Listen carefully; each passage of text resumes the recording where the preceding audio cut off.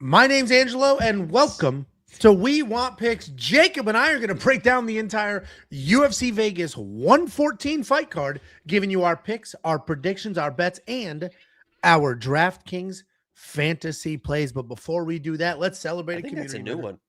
one. Hold on. The celebration from your camera? I think the That might be the new. confetti is new. You We used to update do Mac balloons, OS? I think.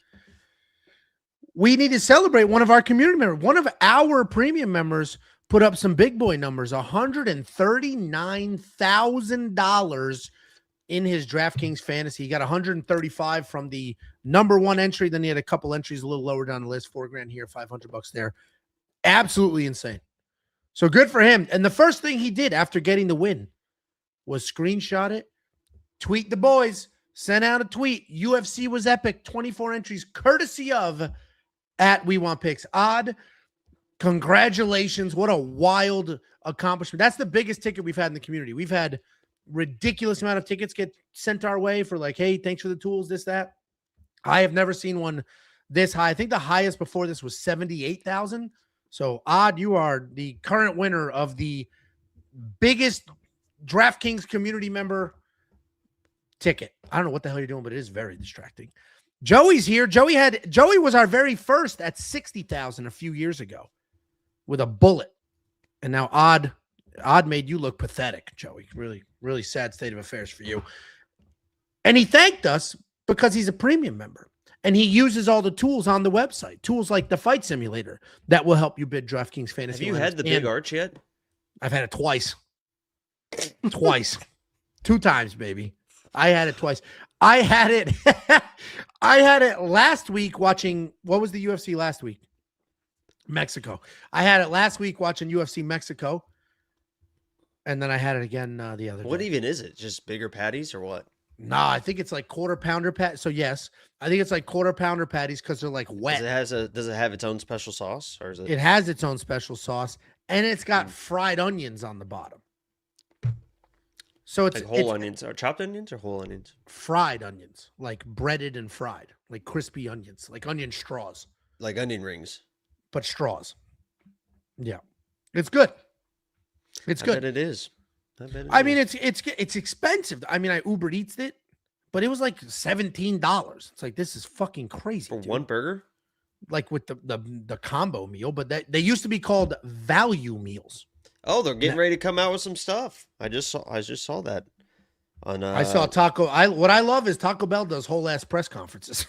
Taco Bell is like, welcome to the show. Like it's like Apple. Like here's our coming. Here's the coming stuff. Like unveiling stuff awesome. Like that.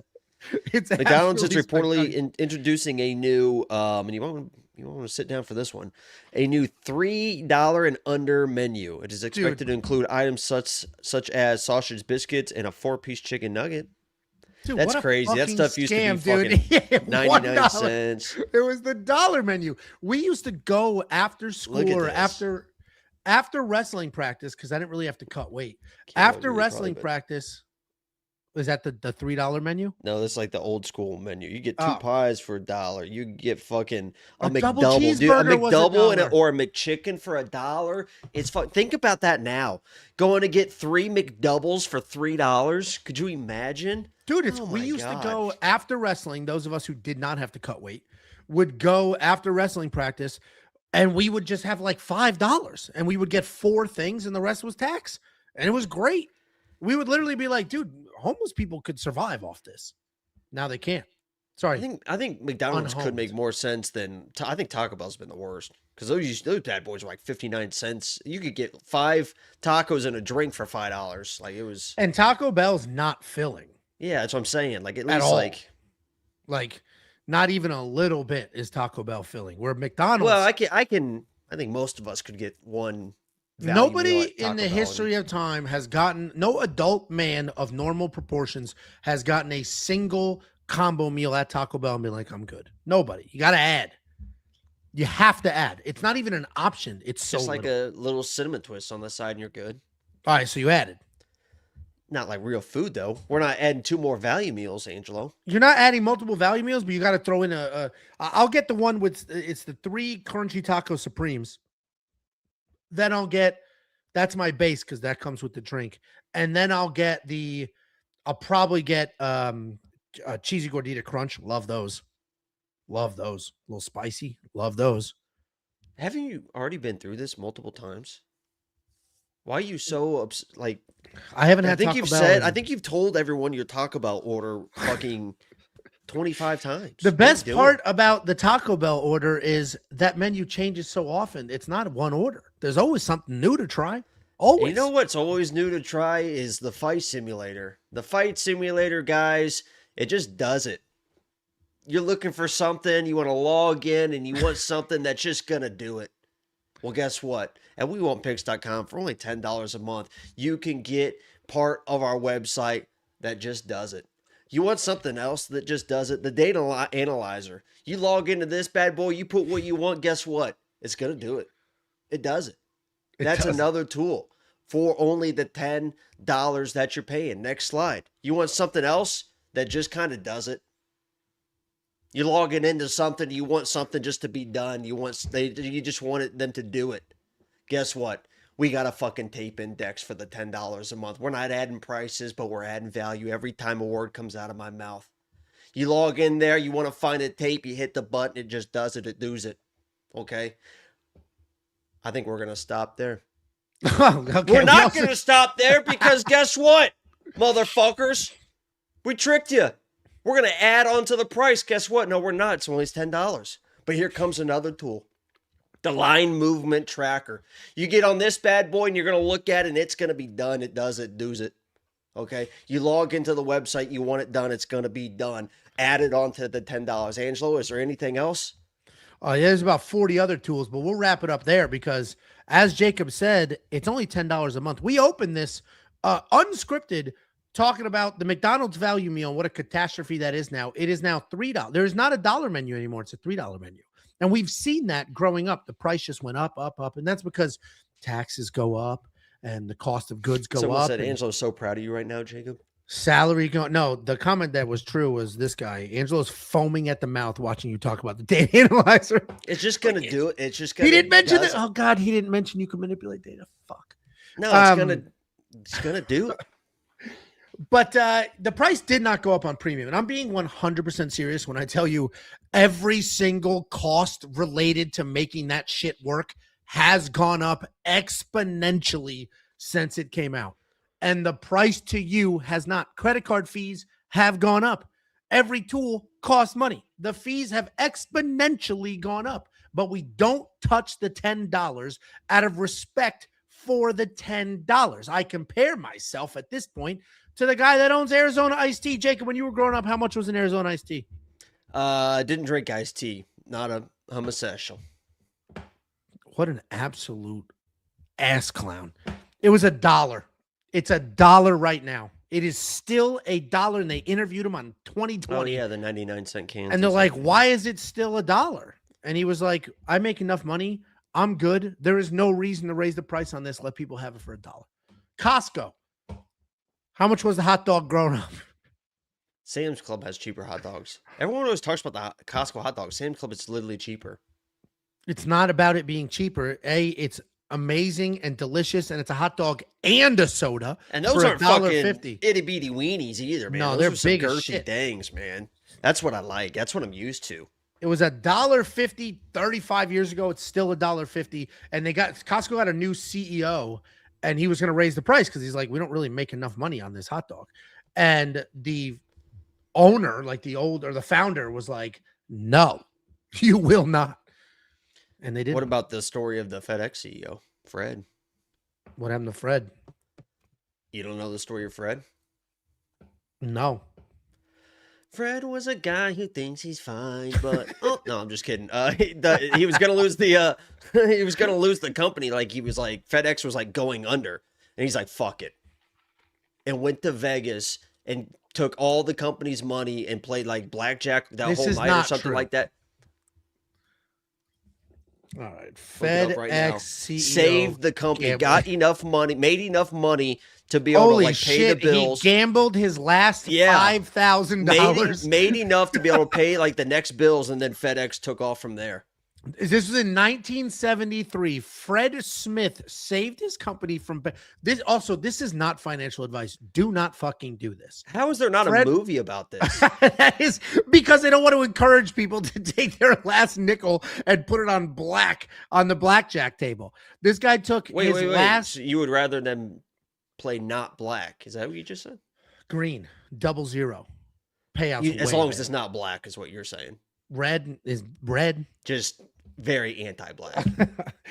1973, Fred Smith saved his company from bankruptcy by gambling its last $5,000 at a Las Vegas blackjack table, turning it into roughly $27,000. This desperate move allowed him to pay crucial fuel bills and keep the company operational. He later confirmed he actually won 35. Why would you fucking say 27 if the real number is 35? 35, then lost. Oh, then he lost some, and it ended up with 27. Yeah, he got a little greedy there at the end. At least he knew when to stop. That's crazy. That's Fred's story. Don't do it. Don't do it. Dude, when I get DMs that are like, hey, do you think this bet hits? I need it to pay this bill. I am always conservative Ange. And I'm like, no, don't. And that's a guy that bets overs, guys. That's a guy that's going to bet overs. That's a guy that's going to bet by points. Not your papa. Okay.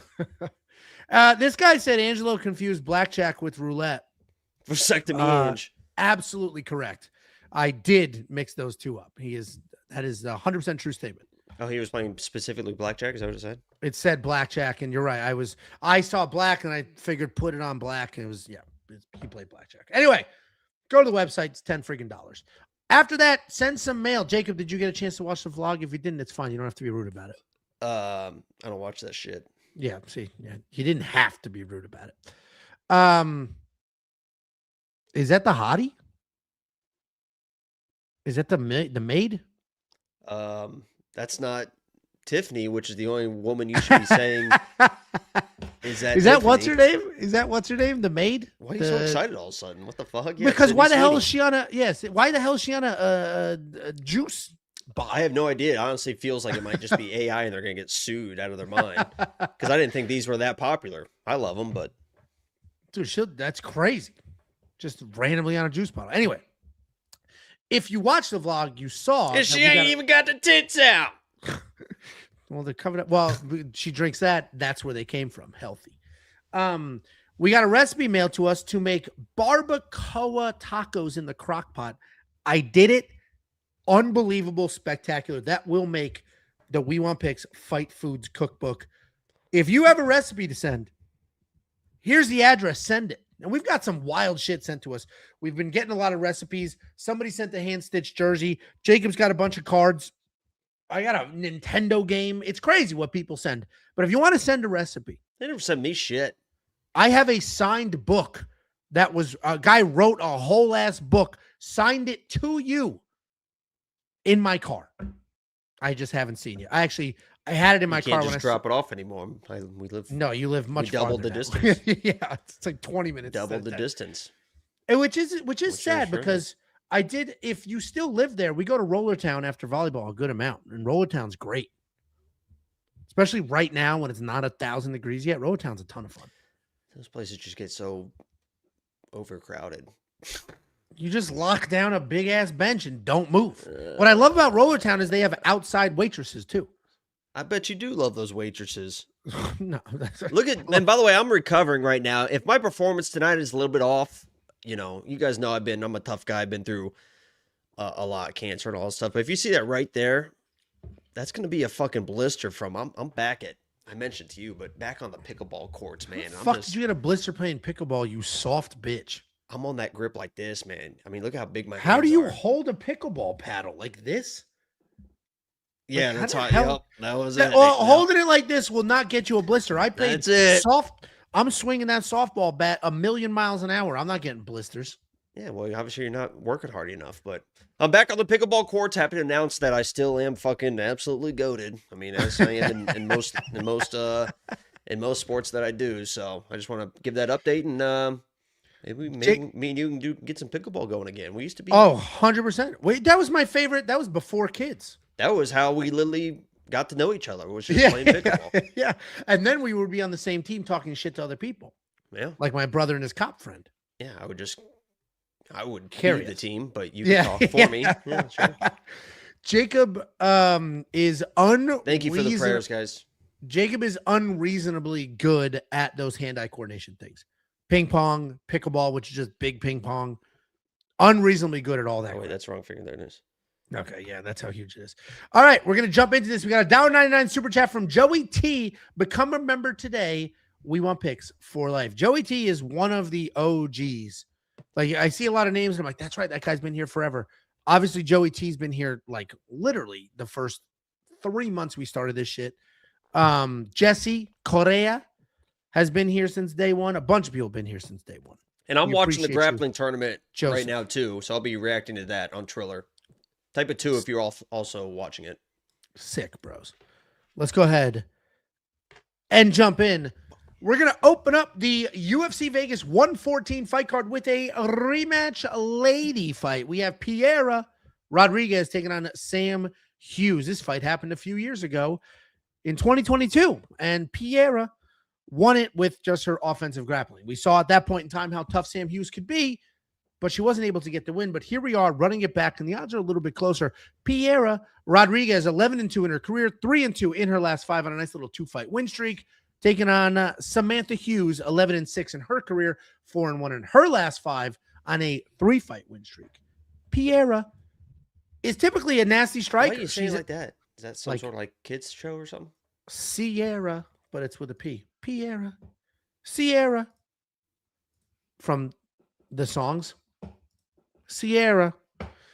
Nasty striker. She does have some solid finishing ability. She likes to plot forward. She'll let her hands fly. She knows exactly what the hell she's doing. But sometimes she does just wing punches from her hips. But that's not what won her this fight the first time. It was her offensive takedown. Her takedown defense is good at 66%. She is defensively sound on the ground, but the offense is where it's at for her. 28 takedowns in her 7 UFC fights.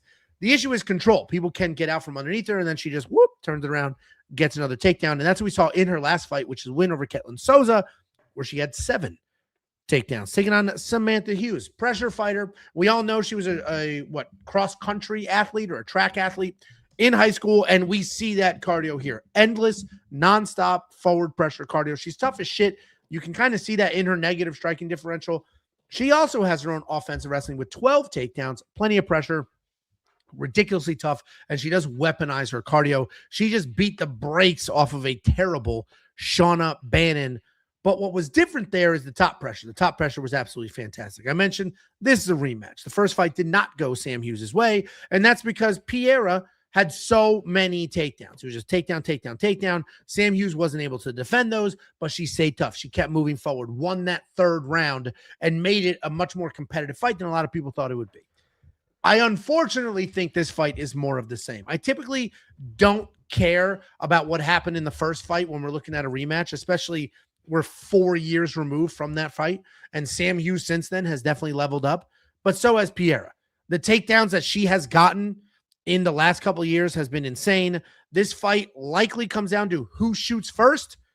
Based off the recent performances, that might be Piera. So I'm going to pick Piera here. Sam Hughes is one of the best underdogs on this card. She could absolutely 100% win this fight. I'm not betting on it, and I actually wish the odds were farther apart so I could plus 3.5 Sam, but they're not going to do it when it's this close. So Piera is going to be the pick, but Sam Hughes is one of the most live dogs on this card. What do you think, Jacob? So this one seems to me to be in the realm of, let me just explain it so people really get it, because this is going to be that'd be helpful. Kind of complicated stuff that I'm about to talk about here. So Try to stay with me. If this is your first time listening to the breakdown, even if you're a veteran, make sure you like this stream right now. Subscribe if you're new. But if you are new here, this might be a little too complicated for you. So don't get frustrated. Don't, whatever. Just stay with us and you'll start to pick up where we're at here. So I would say in the first fight, you definitely had as far as like skill level, this is going to be, as we're moving up, the skill level is going to be going up. You with me so far, Angelo? I think so. Up. Okay, right. And we're going to say Piera. No, you said up. If this was a 5, it is up, Angelo. Thank you. You said right. What was that? But then you said right. Angelo, try to limit the questions, please. I would say Piera. We'll put Piera over here, Sam over here. Hopefully, you guys are still with me. I would say Piera was about in this range on the max scale here, and Sam obviously was about down here because she lost the fight, and that makes sense. Came on strong. This one gets a little bit complicated. Okay, everyone. I would put Piera. Definitely has leveled up. I think both these girls have leveled up. I think Piera has leveled up to about that 7.5, I would say, range. Okay, stay with me. So she's leveling up to here. Out of 10? This is out of 10. Thank you for the question.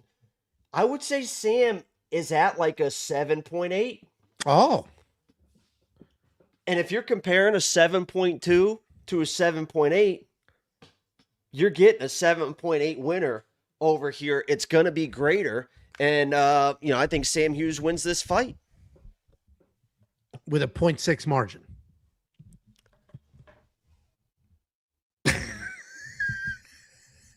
Angela, you're going to have a 7.8, and this was a 7.5. You fucking said 7.2. I don't think I did.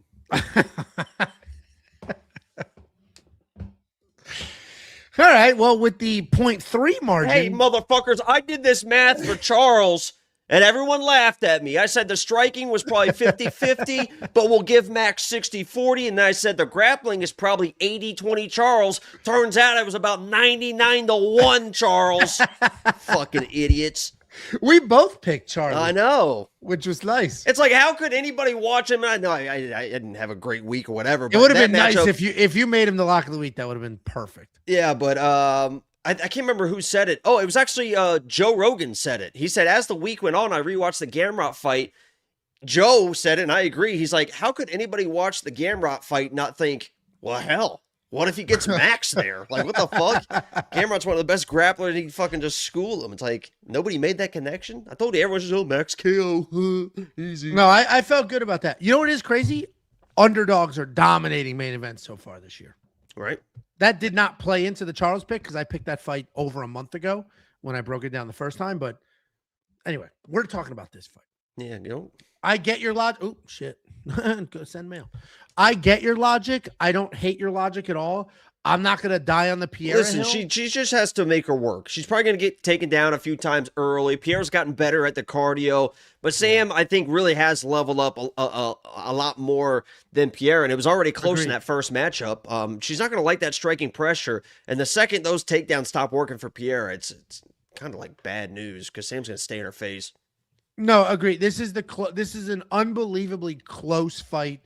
I'm just sticking to the Piera side because I just saw her get 7 takedowns against Ketlin Sousa.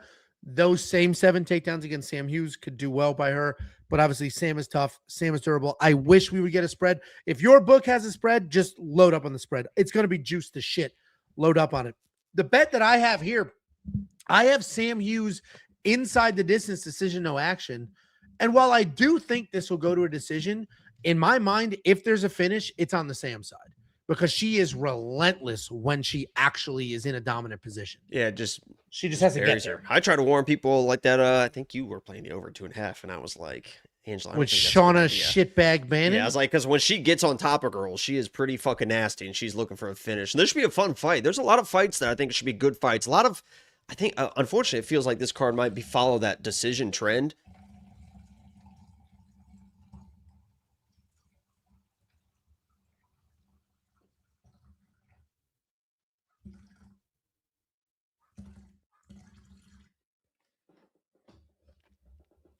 I think that this card could follow the decision trend, but I think there should be some good ones. I think the matchmaking is pretty good on this one. Should be fun.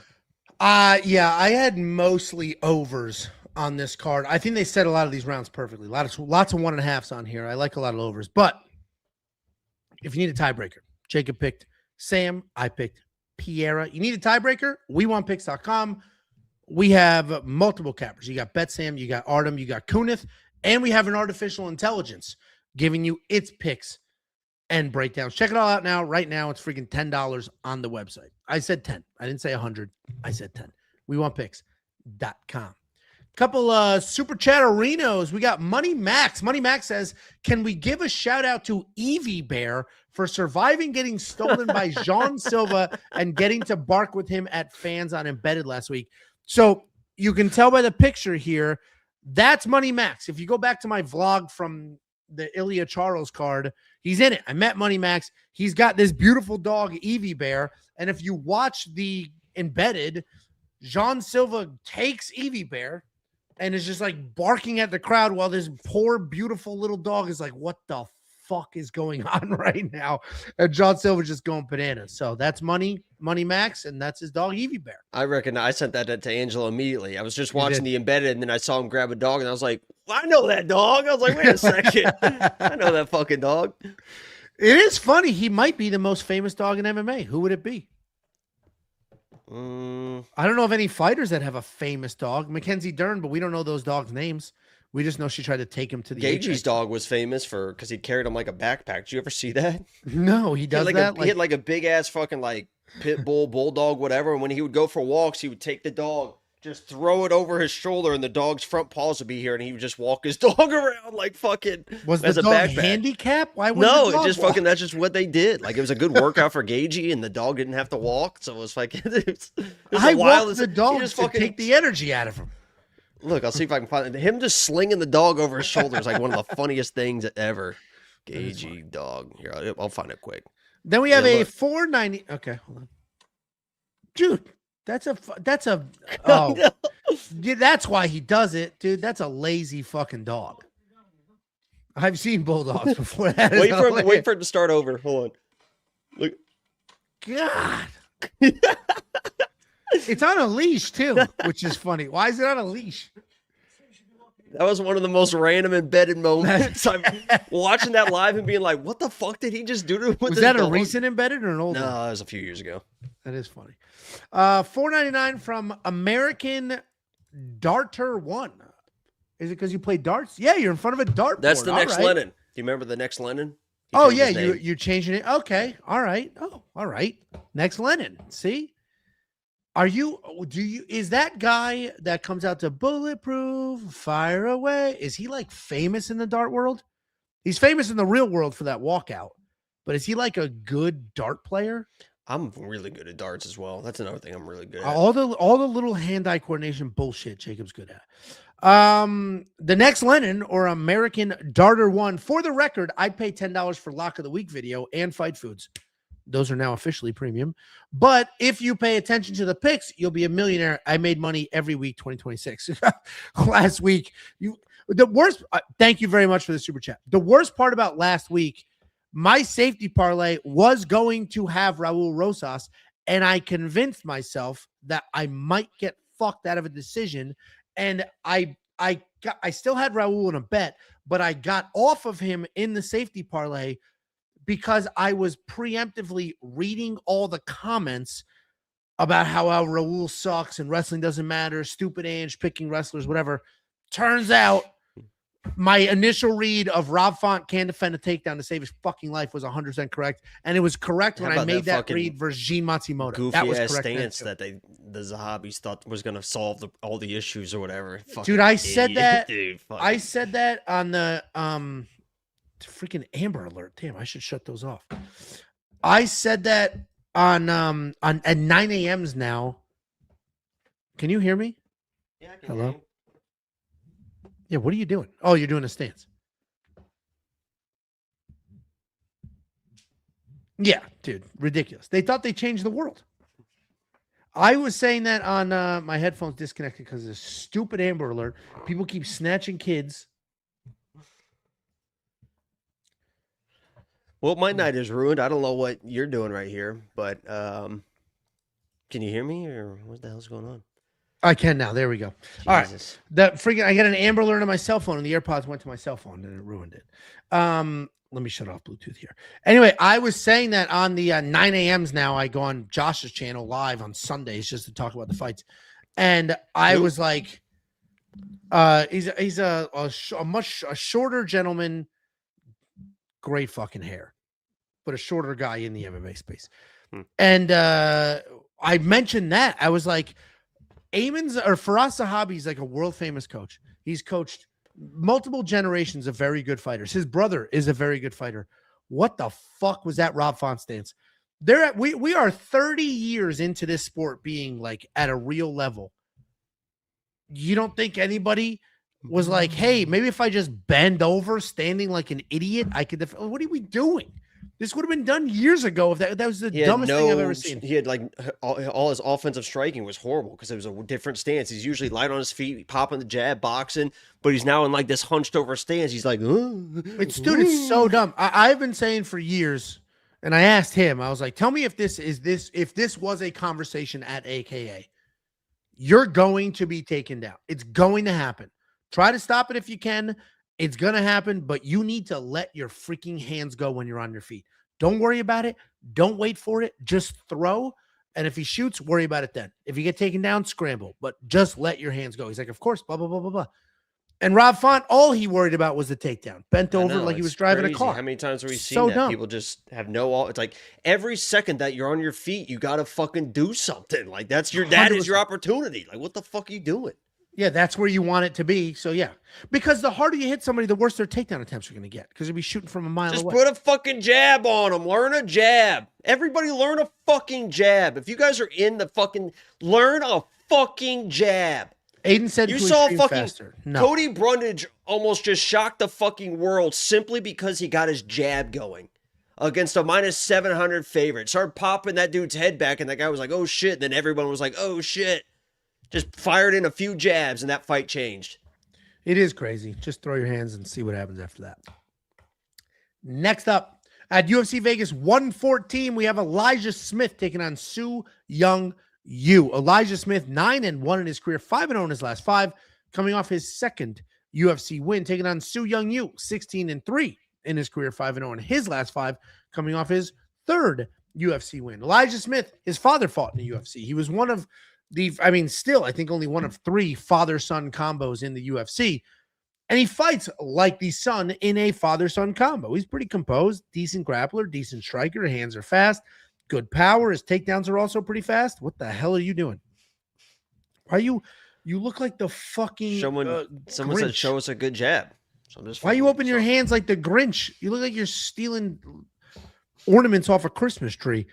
His takedowns, we're talking about Elijah Smith again.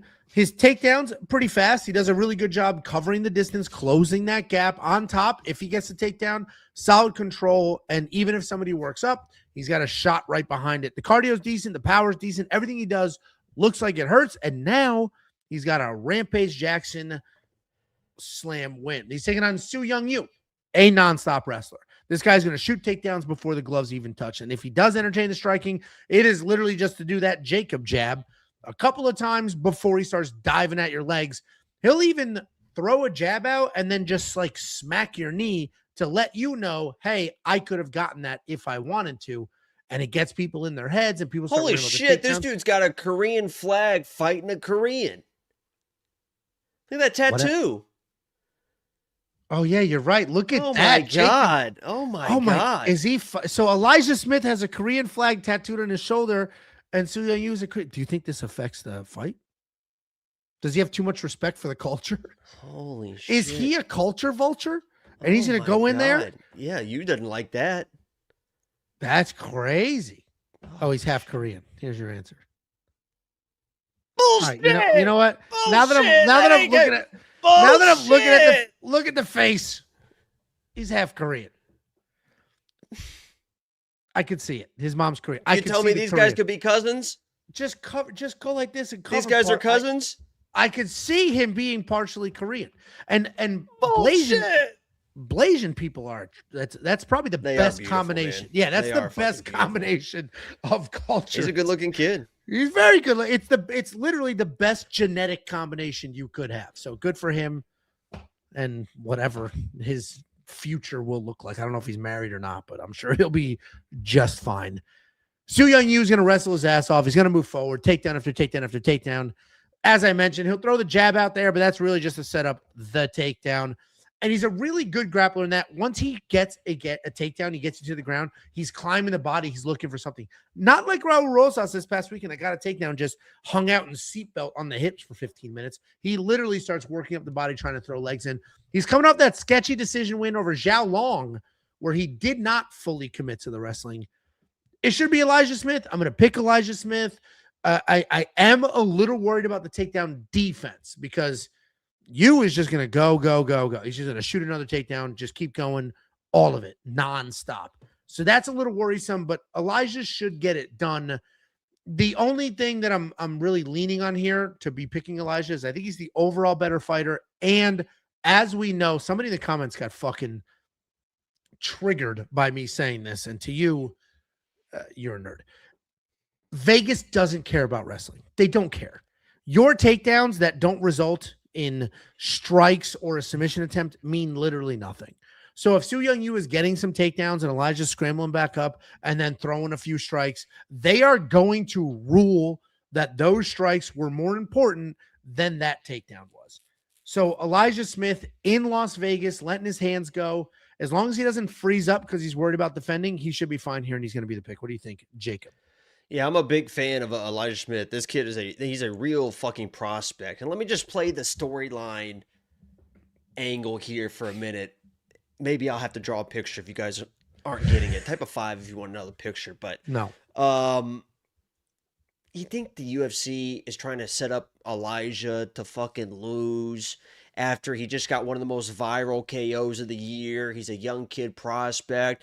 They're going to match him up against people that he should do well against at this point in his career. And that is like a Su Young Yu, because in my opinion, Su Young Yu is going to need to get a takedown around probably and get a lot of just kind of lay and pray pressure. Like he's not going to be able to advance against a guy like Elijah Smith, but he's got to just kind of lay there. And as you mentioned, then you got to hope that the judges are on your side as well. Cause I don't see this guy, obviously he doesn't have a lot of power in his hands. I don't see him KOing Su Young Yu, and I don't think he's as much of a threat in the submission game as Vince Morales was. And we've already seen Elijah Smith in wars before. Right? Coming into the UFC and having Vince Morales as like the first test is like a pretty big fucking test. Like I understand Vince Morales, he's whatever, 3-7 in the UFC or whatever. He's going to make you work. He's going to be in your face. And if you go to the ground, he's going to threaten some shit. So it's good to see Elijah was tested in that aspect, came out of it, even saw him in some like, oh shit, submission attempts. The kid doesn't panic. Great head on his shoulders. He understands winning moments. You saw that in the Contender Series fight even. Aaron Tao, not the best guy in the world, but he's a tough, durable dude and put it to Elijah Smith had to dig deep in that, and he's willing to go there. So I don't see a submission threat really with Su Young Yu, and I don't think he's going to be able to lay on top of the guy. Even if he does get a takedown or two against Elijah Smith is a really, really good wrestler, learning the grappling as well. He's going to make this guy work, and you saw in the Zhai Long fucking fight that when he's not getting lay and pray takedowns, that cardio can start to slow down on that end. So Elijah Smith also has I have a jab parlay. People that have really nice fucking jabs on this card. It's a 6-fight parlay, like 50 to win like $2,500. Elijah Smith is in the jab parlay. That kid's got a really nice long jab. Once he gets that going, and Su Young Yu can't get those takedowns, I think Elijah Smith's even live for a finish in this one. So I like this kid a lot.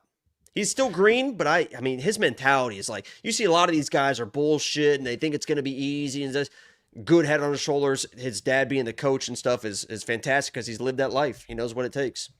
Yeah, and that's why I said he fights like the son in a father-son sort of locked in legacy in the UFC, because he is composed. He's good at everything. I wouldn't say he's amazing at anything, but he's a really good wrestler. You don't need to be amazing at anything. You can be good at all the things, and that's why it's mixed martial arts. He definitely is one of those new generations that's just like, yeah, like he's an MMA fighter, not a wrestler when he got introduced, where it's like no known weaknesses or whatever. Like there's gonna be a lot of these kids coming up that's like they're just good at everything, man. Dude, I've been watching this shit since day one. Vitor Belfort was my favorite fighter of all time. Isn't that like a known graphic that wasn't for him? Like no known weaknesses? I don't remember if it was him, but I was obsessed with Tito Ortiz and Vitor Belfort. And when they fought each other, it like broke my heart. But there is a known weakness with Vitor. He's a little bit of a mental midget. But outside of the mental midget aspect and the known steroid abuse, the guy was fantastic. Yeah.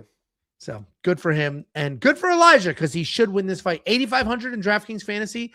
I actually don't know because he's gonna have to really pour on the offense. Head off. He's gonna have to land a gazillion strikes or find a finish because he could win like a 77-point straightforward decision in DraftKings. That's where it's a little concerning. He's gonna box this guy's head off. You think he finds a finish? I think he's very live for a finish. Well, there you go. Check out every pick, every bet, every tool, the artificial intelligence, all the cappers. WeWantPicks.com. Click become a member at the top. Couple of super chats. $1.99 from Luis Pierre Dion. There's no comment here, Luis. What do you need me to say? I'll say it. What's his race? Is that a bet? No, we're not guessing race. That was last week's game. I'm trying to see if that was a Bass Pro hat. Can't really tell. Looks like it might be. We appreciate the super chat. If you have a comment, let us know. We'll read it. And then I saw this comment. Red Chimp said, no place cares about wrestling because it doesn't score and it doesn't mean anything by itself. That is, I assume you've only been watching MMA for a couple of years. That is a new thing. That is not how MMA judging and scoring was designed, enforced, or implemented for 27 years of its 30-year in the U.S. history. It just wasn't. So for you to say no place, that's bullshit. The commissions outside of Las Vegas, the commissions that don't do huge events all the time, so they're not constantly changing the rules, and they don't have judges that are constantly watching fights. Those older commissions that do a couple big fights every now and then care about wrestling. Texas is one of those commissions. Texas still, if we're watching a fight straight up for what it is, and it's very, very close, couple of takedowns, but let's say the guy getting the takedowns is a little bloody, he will win the fight. Where if you take that and then you go to Vegas, that exact same fight, Gene Matsumoto, that was in Seattle, but you take that exact same fight where the person getting the takedown is a little bloody, they don't give a shit. You're bleeding, you lose. So your statement, I could not disagree with more. There are plenty of commissions that still value takedowns. Whether they should or should not is a completely separate debate than what happens in reality. Then Luis Pierre again, Angelo, $1.99. You and Kunith switch on the RoboCop pick.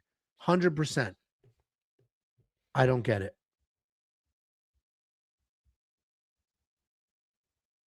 I don't get it.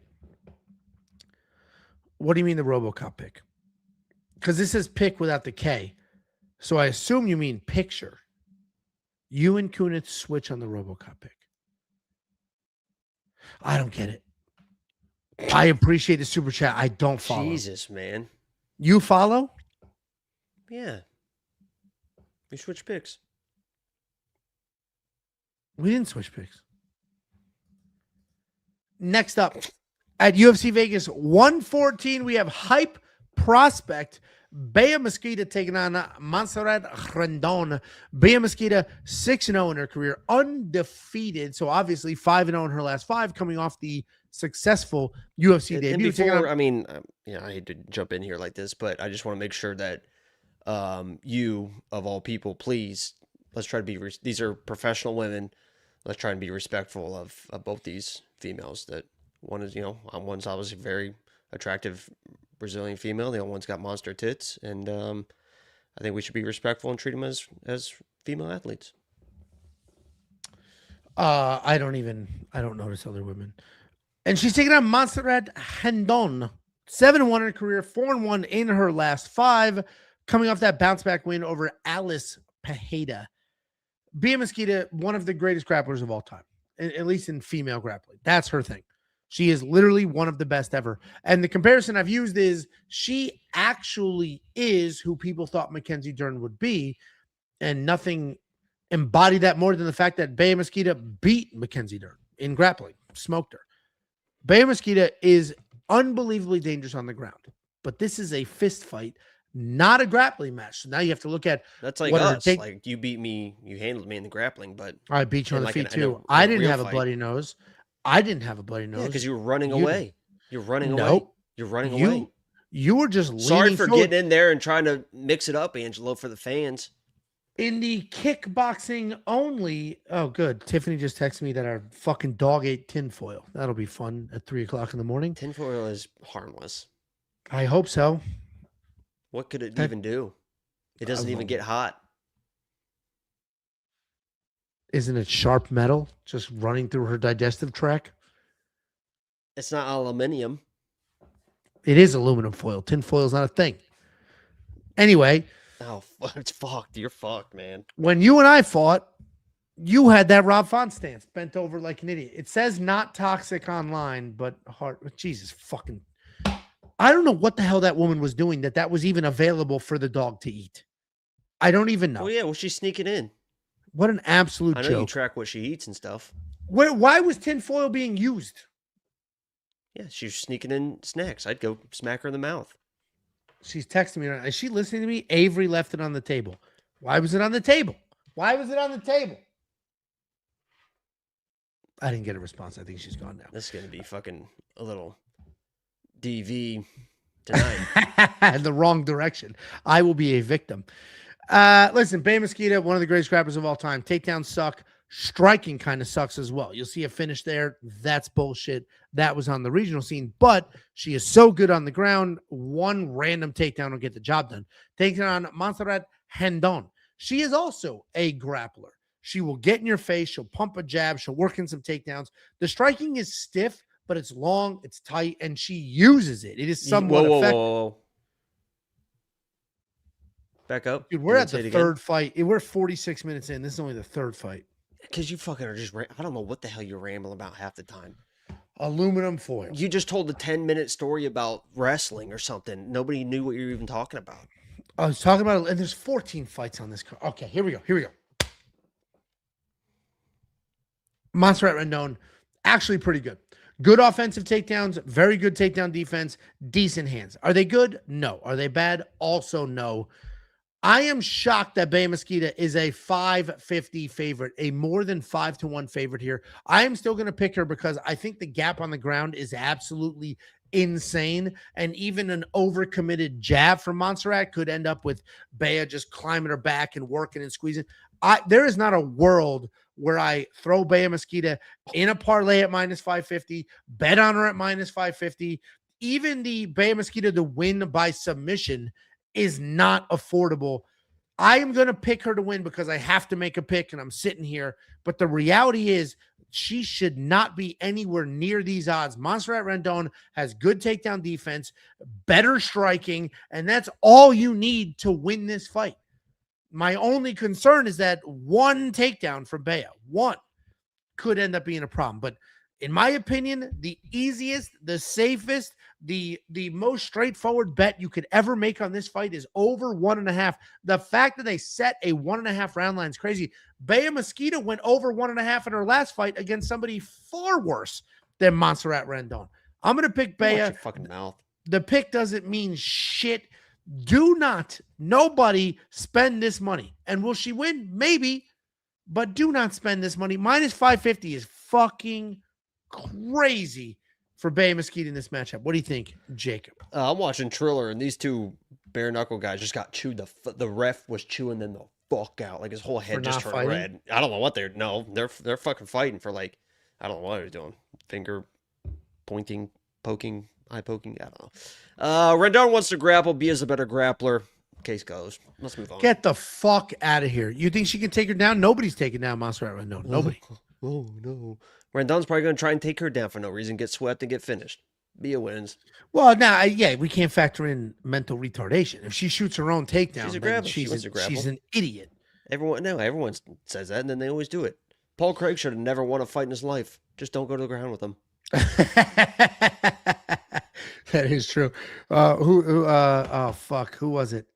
Come on, he was beating the shit out of Paul Craig, then got subbed right then. Ankalaev, yeah. No. The Ankalaev one was crazy, but I can see Ankalaev wrestling. Fuck. He was Ukrainian. Now I think he says he's Russian. Krylov? Yes, Nikita Krylov. Listen, Jacob, very squarely. I don't even know what the fuck you're even talking about. I'm just connecting dots, man. That's what I do. My brain works very much like when detectives are trying to solve a complicated crime and there's rubber bands and pins everywhere in a wall with 90 pictures. That's the brain. Okay? That's the brain. Okay, empty spider web. Jacob shoots spider webs into the shower drain. I think Bay Mesquita wins. Jacob thinks Bay Mesquita wins. I am like nowhere near these odds. Jacob far more confident than I am. If you need a little bit of balance, you need to see what the other people think. On the website, WeWantPicks.com, we have what we call confidence picks. It's each capper and their 5 most confident picks. So you can see if Bay Mesquita is in that list or not, and then what the associated confidence level is. We got picks, we got bets, we got tools, artificial intelligence, all the shit. WeWantPicks.com. Click become a member at the top. Did Next you tell up, him, by the way, your about your surgery this morning? I did not have surgery this morning, Jacob. All right. Good. Great. Great news. Next up, at UFC, now everybody's going to be like, what surgery? Oh, I bet it was this. Next up at UFC Vegas 114, we have Luan Lacerda taking on Hecher Sosa. Luan Lacerda, 13-3 in his career, 3-2 in his last 5. He's coming off the submission win over Simon Oliveira, taking on Hecher Sosa, 14-1 in his career, 5-0 in his last 5, making his UFC. I said it was lap band surgery, guys. Sorry, I don't know why he's being so weird about it. We are very proud of him. Oh, this comment's great. First of all, you can get, have you never watched The Office? Vasectomy, that whole thing. Love it. Luan Lacerda. He is a slick grappler. He can strike. It's not amazing, but he moves forward. He's got reckless abandon. He throws punches. He throws kicks. No rhyme or reason to anything he does. There's not clean combinations, but there is random power in the mix. From there, you'll get a nice little trip. You'll get a single leg takedown on the ground. Savage. He's very creative. He's always looking for a submission, and he just submitted Simon Oliveira, taking on Hecher Sosa. This guy's fast. He's clean. He's accurate. He's a good striker. He loves to destroy people's legs. He's also long, he's lean, and he uses that length really, really well. He keeps people at the end of his strikes, and on the ground, he uses all those arms, all those legs to wrap up some submissions. He is aggressive, but he's not reckless. He likes to jump in, land combinations, then back out. He will manage that kicking range, and he's got plenty of head movement to avoid a big shot coming back his way. This should be a pretty straightforward win. I think Hecher is going to be like cruising. It might not be the easiest thing in the world, but I don't see Hecher having any real adversity here. He's going to be the better striker. I think his takedowns are good enough to get it to or takedown defense is good enough to avoid the ground. If he wants to offensively wrestle, he can. Obviously, if he ends up on his back, we've got a very different matchup here, but I don't think that's where we're going to end up. So Hecher's going to be the pick. Typically speaking, these Contender Series alumni do well in the apex, but I think I need to reintroduce the Contender Series fade. 2024 was the year of the Contender Series fade. We abandoned it in 25. And then last week at UFC 326, 2 of the 3 Contender Series guys, tremendous favorites fighting absolute clown shoe bums, both blew it. Both of them did. So be weary of the Contender Series guys. What do you think, Jacob? Yeah, I'm not really sold on this Sosa guy. I watched that Contender Series fight. I've watched some other fights. Obviously, he wants to get to the wrestling and the grappling. He was like a Spanish grappling champion or something like that. And I understand the caveat or the circumstances behind the Contender Series fight. If you guys didn't know, he lost his dad like the weekend before, still took the fight, still fought. So he's fighting with definitely a heavy heart, but I still wasn't really impressed with anything that I really saw. He got takedowns and he got the control, had a couple chokes in that I felt like he should have been able to finish, was probably a little bit tired. But in the striking, it just seemed like he was kind of, he's pretty basic. Like I didn't see anything in that fight that really wowed me. And to come in UFC debut against a guy like Luan Lacerda is That's a tall task because this guy is kind of a veteran at this point, had the 2-year layoff, and that's what we were worried about the most going in that Simon Oliveira fight. I thought that he was the much better striker, could handle his own in the grappling, but it was like, how's he going to look 2 years? Maybe he's not taking it seriously, and he looked absolutely all the way fucking dialed in. And if you've been on the Instagram, it seems like he's been really, really dialed in to have like kind of a resurgence in his career. I think Lacerda is going to be the better striker, especially at range. You know, I love the people that can stay at range, just blast those big kicks, the leg kicks, the body kicks, the head kicks, keep people busy. And if you go to the ground with them, I think that Luan Lacerda, as far as jiu-jitsu goes, is probably better than most people and is going to be better in the jiu-jitsu. Sosa's probably more like the wrestling control, but Luan Lacerda has good offensive takedowns. He's got good offensive grappling, and if they start really scrambling around, I feel like Luan Lacerda is going to be able to handle himself on the ground as well. So Luan Lacerda has been there. I've seen him go 3 rounds. That Cody Stamon fight, even though it was a couple years ago, was a back and forth fight. And he didn't really have too many cardio issues in that, right? So I like the value here, but I think Luan Lacerda is going to win this fight. I think he's a better striker, can do enough in the grappling to make Sosa a little bit uncomfortable. And, I just wasn't really blown away. Keep going. I just really wasn't blown away by Sosa, but it could have been, maybe you just heavy heart and was a little sluggish emotionally that week, and stuff like that. And, I think he's going to need to bring it against Lacerda. Lacerda's no joke. Yeah, I agree. Lacerda's not just some like absolute clown shoe of a bum. I do think the striking is going to be the difference. That's sort of where Sosa's not a good striker. Sosa's not a good striker. I do think Sosa can get it done though. He wings. Sure he's do. got power. He's got pressure. Bet on him. I would hope so. Yeah, correct. I did a Sosa parlay. Way to ruin it before we get to the next fight. Spoiler alert. You just added in for no reason. I just said you bet him. It could have been anything. Well, I did a Sosa parlay. We'll talk about that next one in a minute. This should be a fun fight. I do think Luan Lacerda, while he is a dog and he is tough, you can't look at that Simon Oliveira win with any sort of, oh, look at this win. What a credible win. That means nothing. Simon came in about 10 pounds heavier than him, too. He still fucking dogged that shit. Which really shows you the dedication he had in that training camp for that fight. Jacob and I are split here, which means if you need a tiebreaker, you know where to go. WeWantPicks.com. Click Become a Member at the top. We have multiple cappers. Me, Jacob, Artem, Betsam, Kunith. Then we have a robot. The Pick GPT, the artificial intelligence is picking fights, giving you its percentage towards the pick. That's all it's doing. It's using historical grappling and striking and biometrics and historical information to just predict the fights. It's individual neural net artificial intelligence engines. I think I'm wording that correctly. I didn't fucking design it. I'm not an engineer. And then it's taking all of those and running it again. And it's saying, here's who wins the fight. And here's how confident we are. It doesn't do round lines yet. It doesn't do anything other than who it thinks wins. So you can use all of those as a tiebreaker at WeWantPicks.com. 499 super chat from Luis Pierre Dion. Jacob, I found your twin. If I send it, can you check on the gram? Yes, he can. Will you check it, Jacob?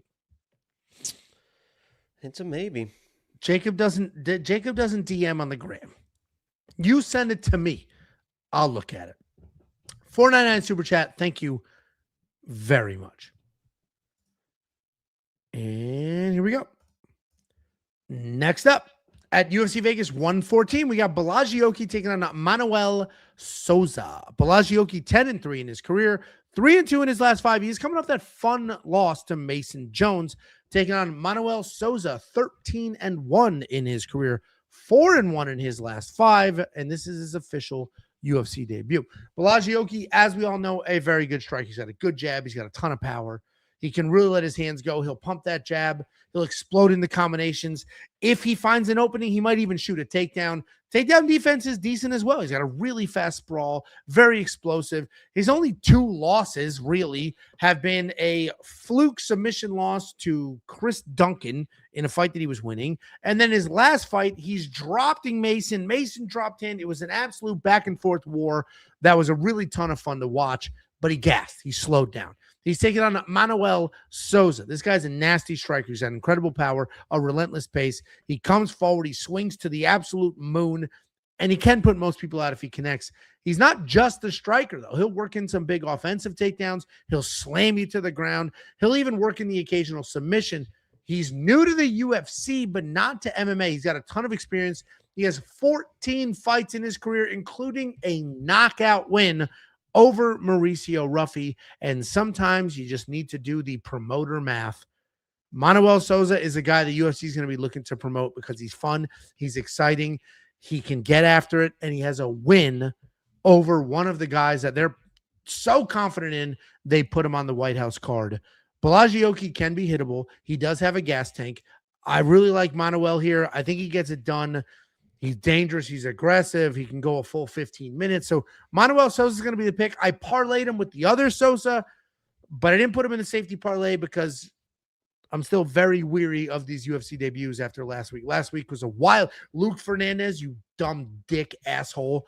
Javier Reyes, is that who it was? Who the hell was the dude that Jose Javier? Who is the dude that lost the fight to DR? That stupid prick that didn't wrestle till it was too late. Him too. Weary of UFC debuts, but I think Manoel gets it done. What do you think, Jacob?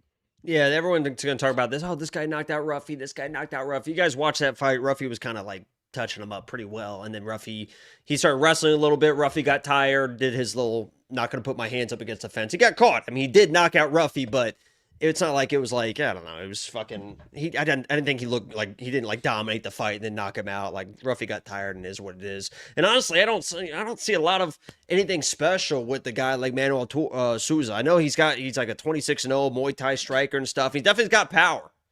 The dude's a fucking tank. He's got power. He does throw some nice shots, but it's not like nice combinations. He does have nice forward pressure. He can get taken down. He can kind of get takedowns, but this guy is more of just like a fucking powerful tank. I mean, 15-minute cardio. The guy looks like he was built in a lab and fights like he was in a lab. And you saw that in the Contender Series fight, right? He basically just wore that guy down. The guy was like dominating the fight. Guy got tired, and Sousa just fucking still had insane power in the third round. Like, he carries his power and intensity through all 15 minutes. I think he's going to need it here because I don't love him defensively. I don't like him trying to bully a guy like Oki, who really has a nice jab, can really throw shots right down the middle. You guys hear me talk about all the time with these strikers. Like, when they're looping it, they're just missing. You can't loop against a guy like Sousa. He's going to beat you to the loop. He's going to beat you to the loop. But if you stay fucking nice and tight, he will walk into those shots. And Bolaji Oki he can knock out anybody. You talked about his record. 2 of those losses, Chris Duncan just punched him in the face. You're going to win. He started doing that, then was wrestling for no reason. And then Mason, he fucking knocked him down basically twice in a row and just kind of went for the kill. And he's talked about this week, like, I need to kind of pace myself a little bit more. That's why even on this fight, I know the over 1.5 is like a -170 or something, but I think that is, unless Oki's able to land something early, I think this fight does extend a little bit because Oki is going to kind of pace himself a little bit more. But I think Oki is live early. It just, unfortunately, I think Sousa is just so much of a fucking tank that I don't think it's going to matter. So if you're playing Oki, maybe like an early knockout, because it seems to be, he can touch and hurt pretty much anybody in that first round. But if he's starting to wrestle and stuff and starts to slow down, this guy Sousa does not fucking slow down. He's a psychopath, dude. I think he tanks it out, but I worry a little bit early with Oki throwing those straight shots. So I pick a Sousa, but Yeah, I mean, Oki's fast, clean, powerful. He has the UFC experience. I have him in our that jab parlay. So I have Oki in because he's got a nice fucking jab. That's my jab parlay. Yeah, more fighters to come. Listen, I like Oki quite a bit. That Mason Jones fight was great. The fight again, and I'm listing his losses. The fight against Chris Duncan was good until he started making weird decisions. Oki's a good fighter. This dude's just, to your point, not going to stop. Keep moving forward. So we're both on the Sosa side. $9,400 in DraftKings Fantasy. I mean, he could potentially find a finish here. Bolaji gets finished. He's been finished in the losses, and if Sosa just keeps moving forward, keeps making things happen, and Oki slows down, then Sosa could potentially find a finish. It might be late, but he could potentially find a finish. If I'm Sosa, I'd just bully this guy, first exchange, get in the clinch, make it physical, take the pop out of it. I can't believe the people that don't do that more often to like these like fast, twitchy, first round, powerful type of guys. Like, just get in there in the clinch and just hold on to him for the first couple minutes. Like, what? There's something wrong with that. I get you, man. I get you. Nobody listens to me though, man. Nah, never. I get it though, because it's you. Yeah, we're on the Sosa side, both of us. I do have a bet here. I parlayed him. If you want to check out all the bets, not just for this fight, but for this entire card, just go to WeWantPicks.com. Click become a member at the top. It's freaking $10. You unlock all of it instantly. If you hate it, cancel. If you love it, keep it. Let's go ahead and check out some super chats. And then here is this. Oh shit. This is your, it doesn't look like you, Jacob, but it sounds like you. Here's the doppelganger that Luis Piera, here we go. He says he sent. Oh. It doesn't look like you. The audio sounds like you. Tell me if this sounds like you. Up. Be careful, man. Those cookies make you want to fuck dudes. I thought the audio sounded like you, no? All right, you got to come back because the way this layout is set up, it splits the fucking screen in half. It splits the screen in half. We got to change the view. Is that what we have to do here? Yeah, we'll change the view. We had another super chat. Nope, you did that. And then we have this comment. Angelo, do you drink coffee? I do. Every single morning with a Keurig. Somebody doesn't watch the vlogs. Keurig gets my day going every single day. Appreciate the super chat. Jacob, you need to come back. I can't do this next fucking breakdown without you because of the stupid layout we have set up. Here we go. There we go. Okay, we're back. We're back. Thank you so much for coming back. I didn't send that picture. He did. Don't get mad at me. Next up. Oh boy, that's not. To see what you fucking did. There we go. Next up at UFC Vegas 114, we have Christopher Curtis taking on Myktybek Orolbai in what should be a spectacular fight and what also should be the featured prelim of the evening. Chris Curtis, 32-12 in his career, 2-2-1 in his last 5, coming off a successful welterweight debut. Taking on Myktybek Orolbai, 15-2 in his career, 4-1 in his last 5, coming off back-to-back finish wins. Chris Curtis, as we all know, very good counter striker, very good sprawl, defensively sound, has a nice little tight guard here, and he'll throw those short hooks. He can knock you out, and that's how he ended up in middleweight because he came into the UFC on short notice as a middleweight, knocked a few people out, and just stayed there forever. Now he's getting a little older, had a couple highs and lows in his career, went back down to welterweight, which is his real weight class, had a successful debut in his last fight against Max Griffin, and now here he is against Myktybek. Myktybek Orolbai, a fun grappler. He's going to move forward. He's going to shoot takedown after takedown after takedown. What the hell's He's that got guy hands. looking at? Myktybek? A fucking woolly mammoth? Myktybek Orolbai has takedown. I mean, the improv there was there's two fat guys in the fucking Triller octagon right now. I have no idea what's going on. Look at this. What does that have to do with my woolly mammoth joke? No, I just looked over and they're taking their shirts off and it's like an unsanctioned fight. I don't know what the hell these guys are doing. They came from the crowd. Literally. What the hell's going on? Myktybek Orolbai is a fun grappler. He's got spectacular takedowns. He's going to shoot him a million times over. If he doesn't get him, he will bomb away. And we've seen dog. He's got some dog in him. His fight against what the hell's his name, who I love, that just keeps getting bloodied as hell very, very quickly. Rebecca. Who's that? Mateusz Rebecki. His fight against Mateusz Rebecki was an absolute back and forth war. And that's where we saw it. Myktybek might actually be human because he got a little rocked in that fight. But he dogged through it. He pushed forward, didn't get the decision. But this is a guy who has great offensive wrestling. He's got decent hands, good power. He's got submissions on the ground, and he's not just going to get broken. He just random guys. He just knocked out Jack Hermanson in his last fight. And this is an unfortunate matchup for Chris Curtis because Chris Curtis made his welterweight debut, looked pretty good at it, trying to reinvent himself at the tail end of his career, back down to welterweight. I think it derails here. Myktybek Orolbai should be Vaseline on these people. They don't even have wraps on their hands, and they're getting ready to fucking bare knuckle fight. One guy's got his shoes off, one guy's got his shoes on. Sounds like it's real bare knuckle, not that bullshit we have. Holy shit! Myktybek should be able to win this fight, and it does suck because Chris Curtis used to. There was a period in time, a couple of years, where Chris Curtis had the highest takedown defense in the middleweight division, and then Brendan Allen said, I don't care, I'm going to shoot takedowns anyway. Took him down a bunch of times, destroyed that stat, and I think Myktybek does more of the same. I think Myktybek will get the takedowns if he needs them, but if he can't, this could be a problem. Myktybek Orolbai is going to be the pick. I think he's worth the price tag. I was going to safety parlay Myktybek Orolbai, but the only reason I didn't is because Jacob, as I was floating ideas past him, said Chris Curtis makes every fight close. And that is a very good analysis there. What do you think about this fight, Jacob? This is wild. They really are. There's two fat dudes just fucking slugging it out right now. The crowd's going crazy. One dude's got a decent jab. And speaking of jabs, Chris Curtis is in that jab parlay. This guy's a really good boxer, clean boxer. He's got the fucking Floyd Mayweather shoulder roll and everything. Southpaw coming in could be an issue for a guy like Orolbai. I'll be honest. Full transparency. Chris Curtis is one of the worst lock of the weeks of all time. I have picked Chris Curtis as my underdog lock of the week 3 times. I think I'm pretty sure he's 0-3. Only one person has a worse lock of the week record than Chris Curtis. So I'm a big fan of Chris Curtis because he's going to fight. Every time he fights for your money, even when he's losing, he's fighting to the end. The guy does not mind a high-paced, striking fight, which this one could turn into. So you got to, I mean, if there's a value played, it feels like it should be a guy like Chris Curtis who's been in wars. He's losing to really good people. He doesn't mind the high pace. He has typically good takedown defense. You know, I came into this fight being like, yeah, I am going to pick Chris Curtis. And I did pick Chris Curtis. And then I thought about it. I was like, you know, Orolbai with the pressure, mixing in the wrestling.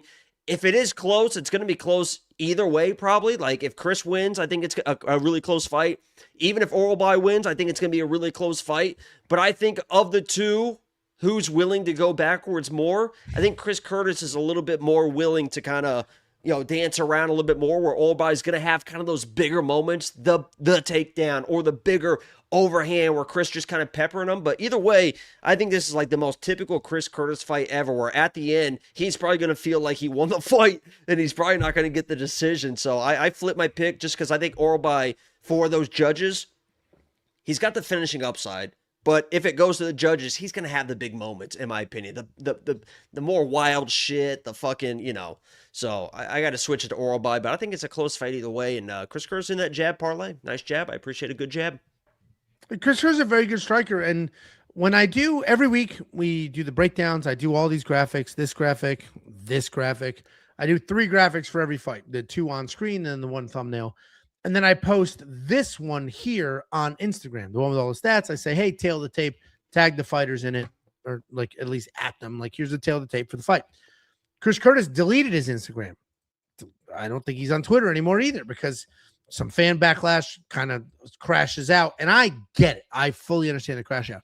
But the dude still watches YouTube. He watches these videos and he comments on these videos every time. He's not going to comment on this one because I said it out loud, but he comments on our videos, breaking him down every single time. But he waits till after the fight and if he wins. So he lives and breathes everything about this sport. What are you laughing at? It's just funny to call him out like that. It is what it is. I like Chris Curtis a lot. I like Chris. I would love to have a conversation. He's a fucking former lock of the week. I made him a couple little highlights. Sick highlights. That I don't think he ever responded to. I even have his autograph back there, and I was like, I tagged him on Twitter a couple years ago. I was like, look, I got your autograph. Didn't give a fuck. Well, that's why it's interesting, because the reason I'm bringing it up is because I posted this graphic right here on Instagram, went to tag him in it. Instagram, it's gone. It doesn't exist anymore.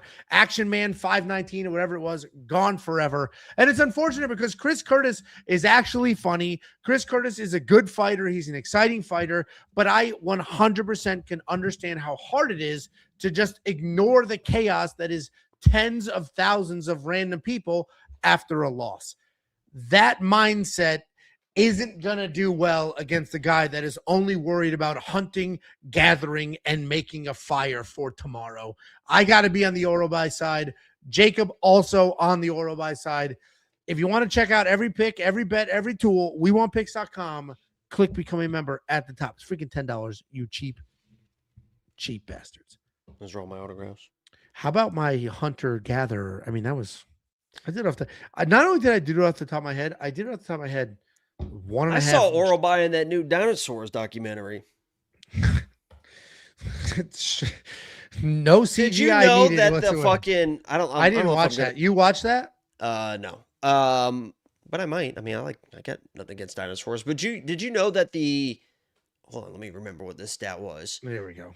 That guys, we're gonna be streaming until midnight. The Stegosaurus lived closer to the T-Rex than like the Bronchiosaurus or something like that, to where you think they all live together, like they all at once, different, but they roam the earth for literally so fucking long that there literally is gaps between the species. Here's another one. It's there were dinosaur fossils in the earth already while the dinosaurs were still roaming the earth. That's how long they were on Earth. That's a better stat. Here's the thing. I believe in science, or at least what I've been taught, right? Like the earth is round, dinosaurs You don't exist. have to believe in it. It's real.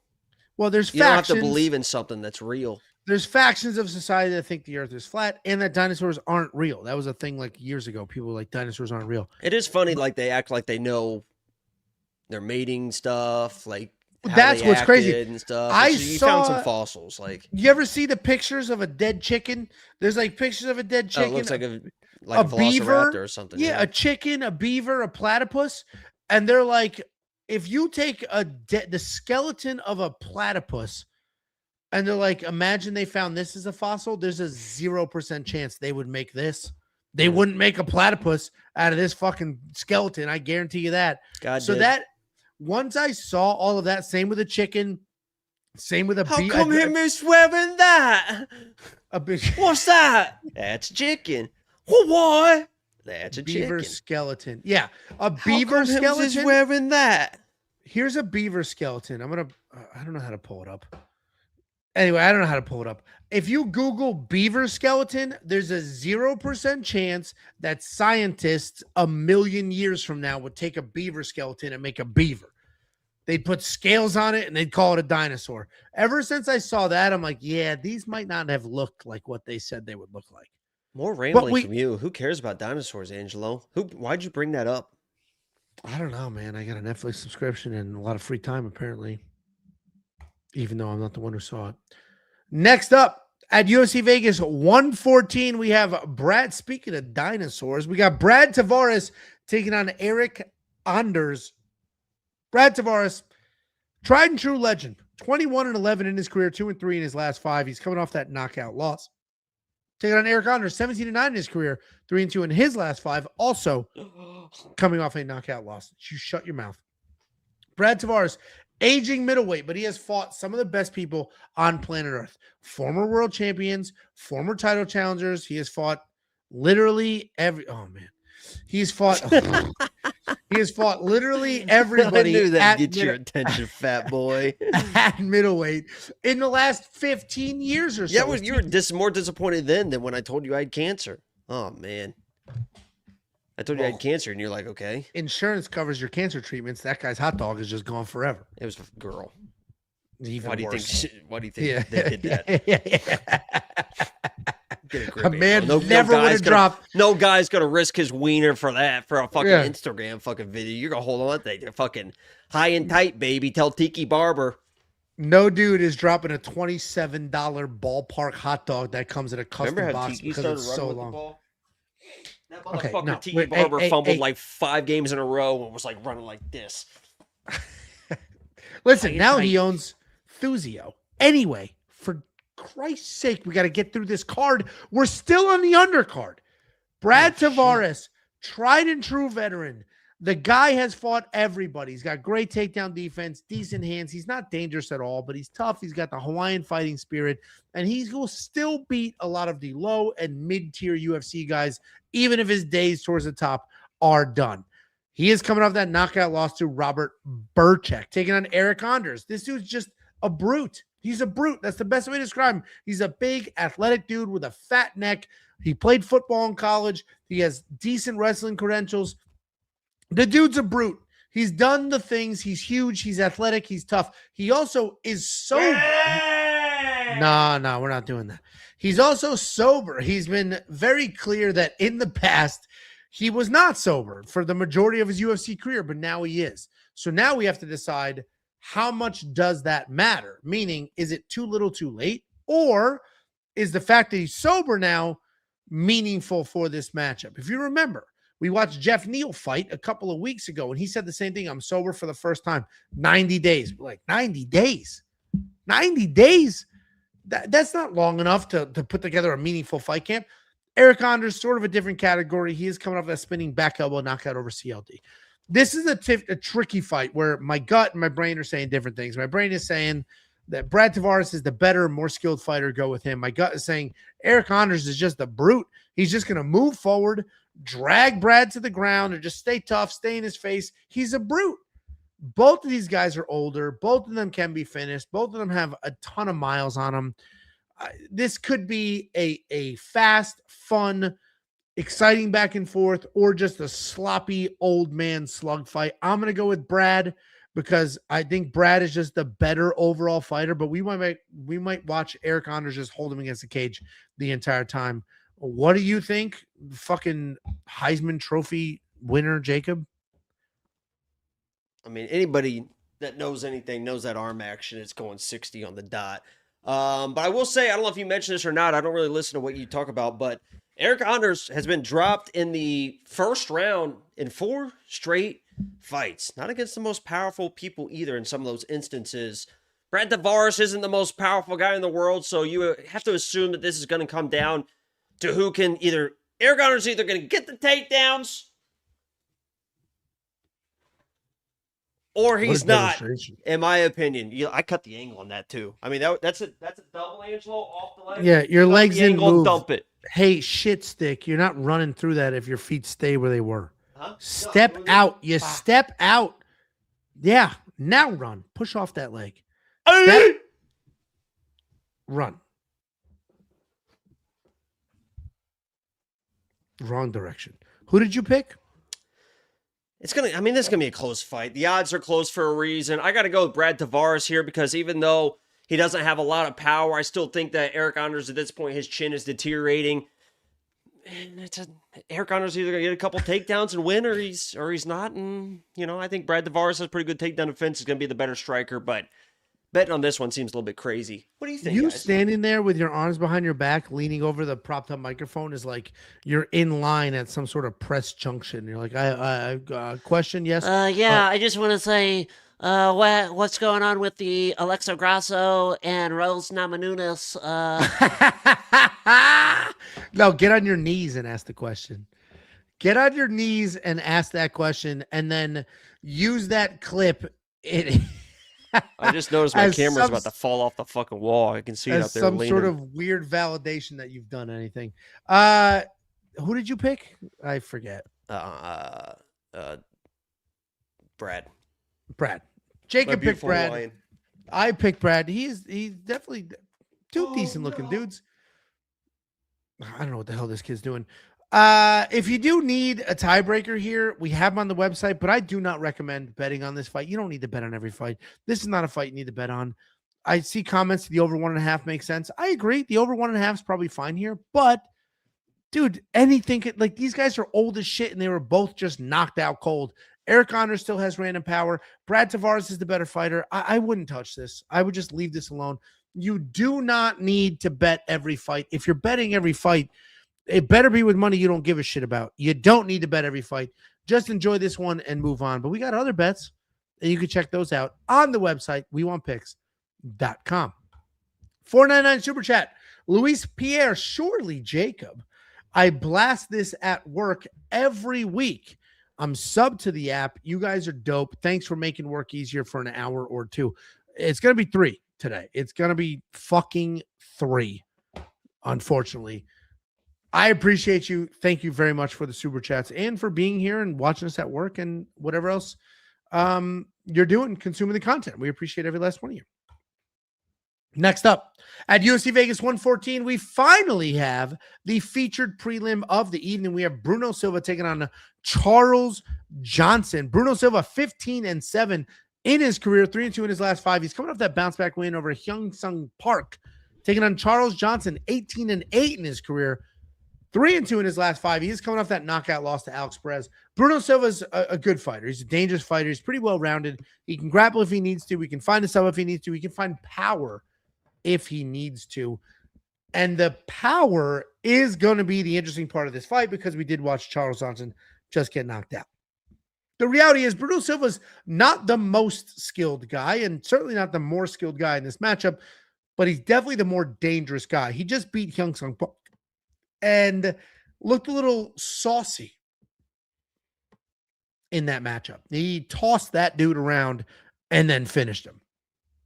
Taking on Charles Johnson.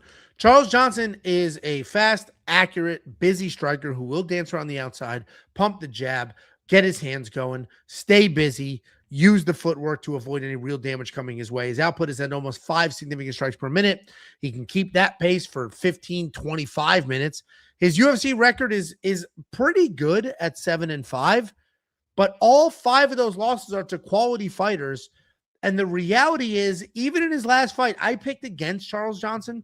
I thought Alex Perez was going to win that fight, and Alex Perez did win that fight, but it wasn't a slight on Charles. It was more of a praising of Alex and his competition and what he has done in his career.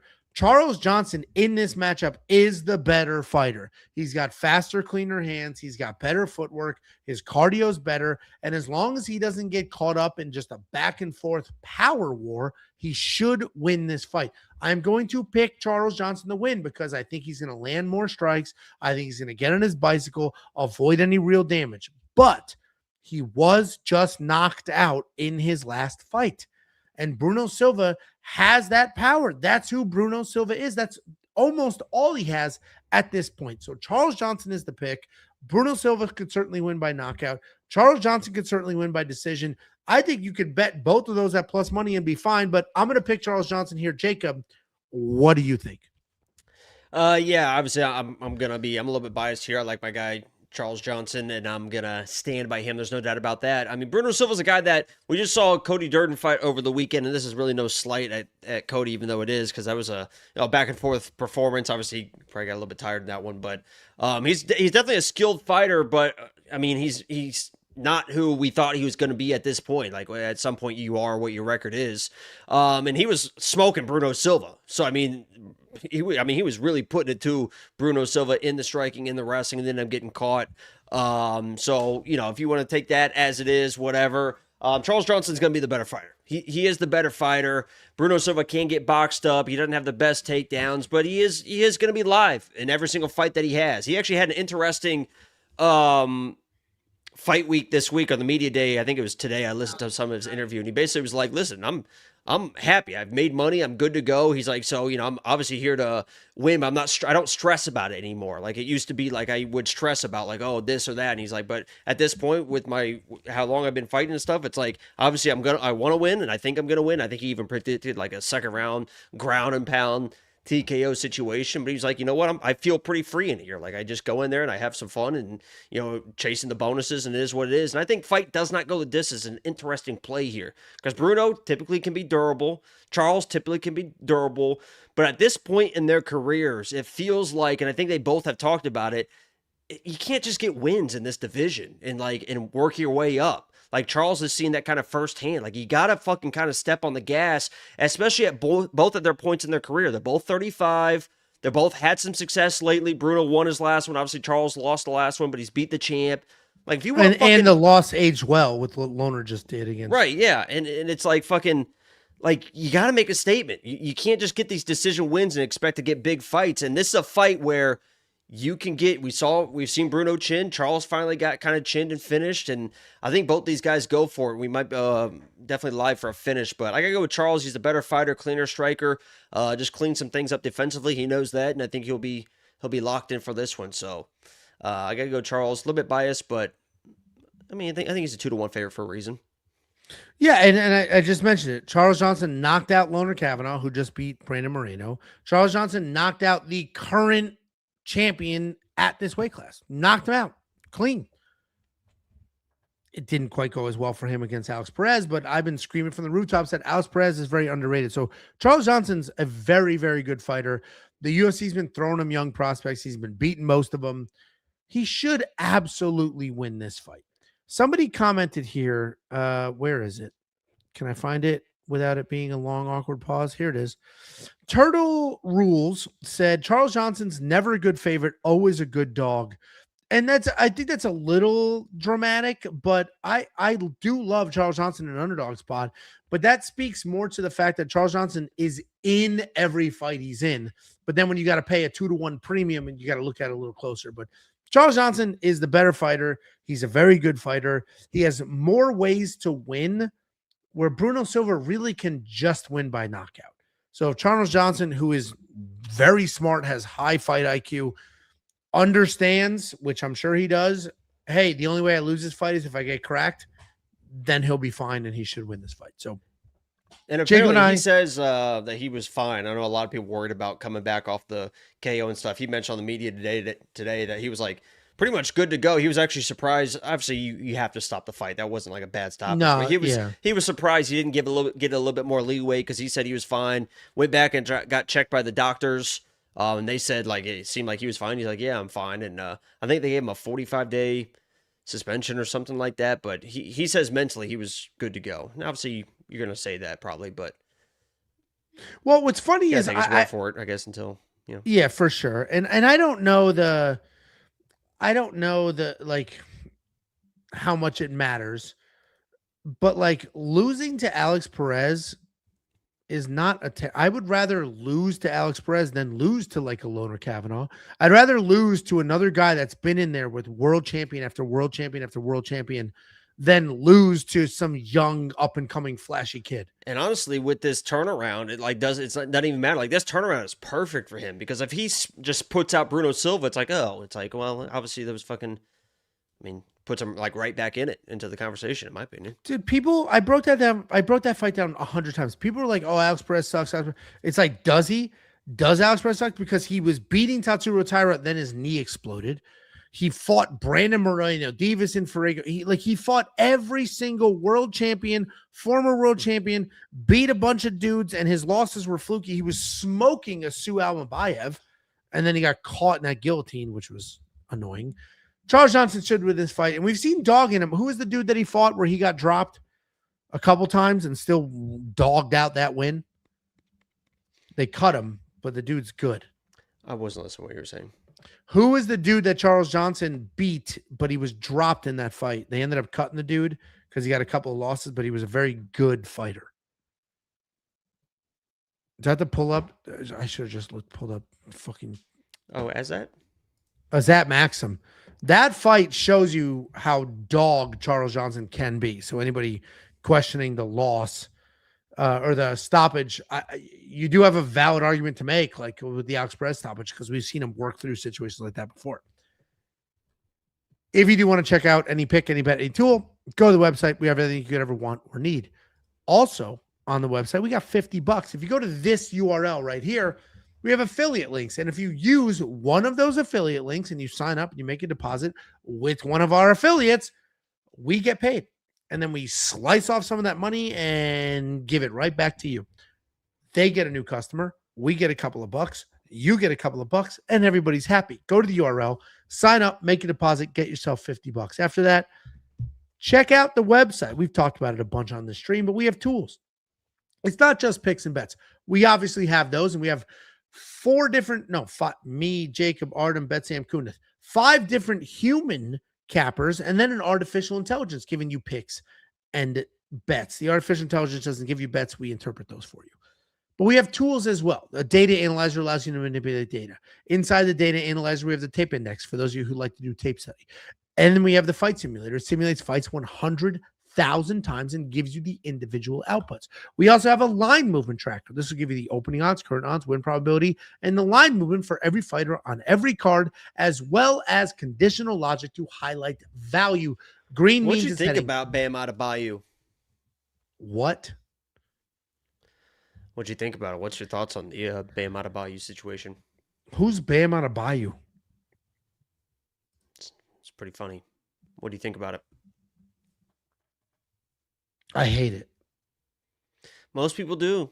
Most Nice. people think there's a little bit of a stat padding situation. A lot of free throws, a lot of extending. Oh, that was the dude that scored 86 points last night. 83 points. 83, yeah. Yeah, but I watched Kobe did it the right way. No, I assume so. Maybe I'm not a diehard. I watched Wake Up Barstool this morning. I watch it every morning, drink some coffee, sit here at this computer, do work. And they were talking about, like, listen, people are hating on him for that because his team basically just kept feeding him the ball to get him here. But that's what happened with Kobe in his 82 or 81. They were fouling. They were fucking fouling the other team to extend the game, and they were up by like 30 points while they were doing it. Kobe was like, brought his team back and he was like, they were giving him the ball, but it was like kind of a close game, and then he fucking iced the game with it. They were up 30, fouling the other team so they could get the ball back. They highlighted how many of those 83 were free throws. What was it? Wasn't it like 47 of them or something? It was crazy. That is a joke. It's such a fucking joke. When in basketball, he did it, but fucking anybody that knows basketball knows it's a fucking joke. In basketball, you're allowed to pick whoever does the free throw. What? How come he got to do the 40-something free throws? Because the other team was fouling him? Like the other team was helping him as well? Can you fucking help me? I don't watch this fucking bullshit sport. You're not going to help? Fine, don't fucking help. I'll help you guys, though.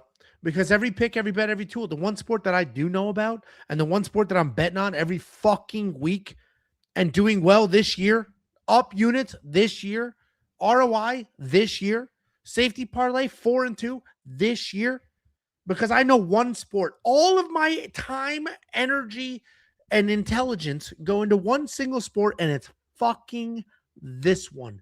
So every pick, every bet, every tool, everything on the website is available for you. And also inside of an app. You can go to the website, wewantpicks.com, or you can download the free app in the Apple App Store, and you can find it in there. And here's a look at the cards you'll get. It's $10. $10.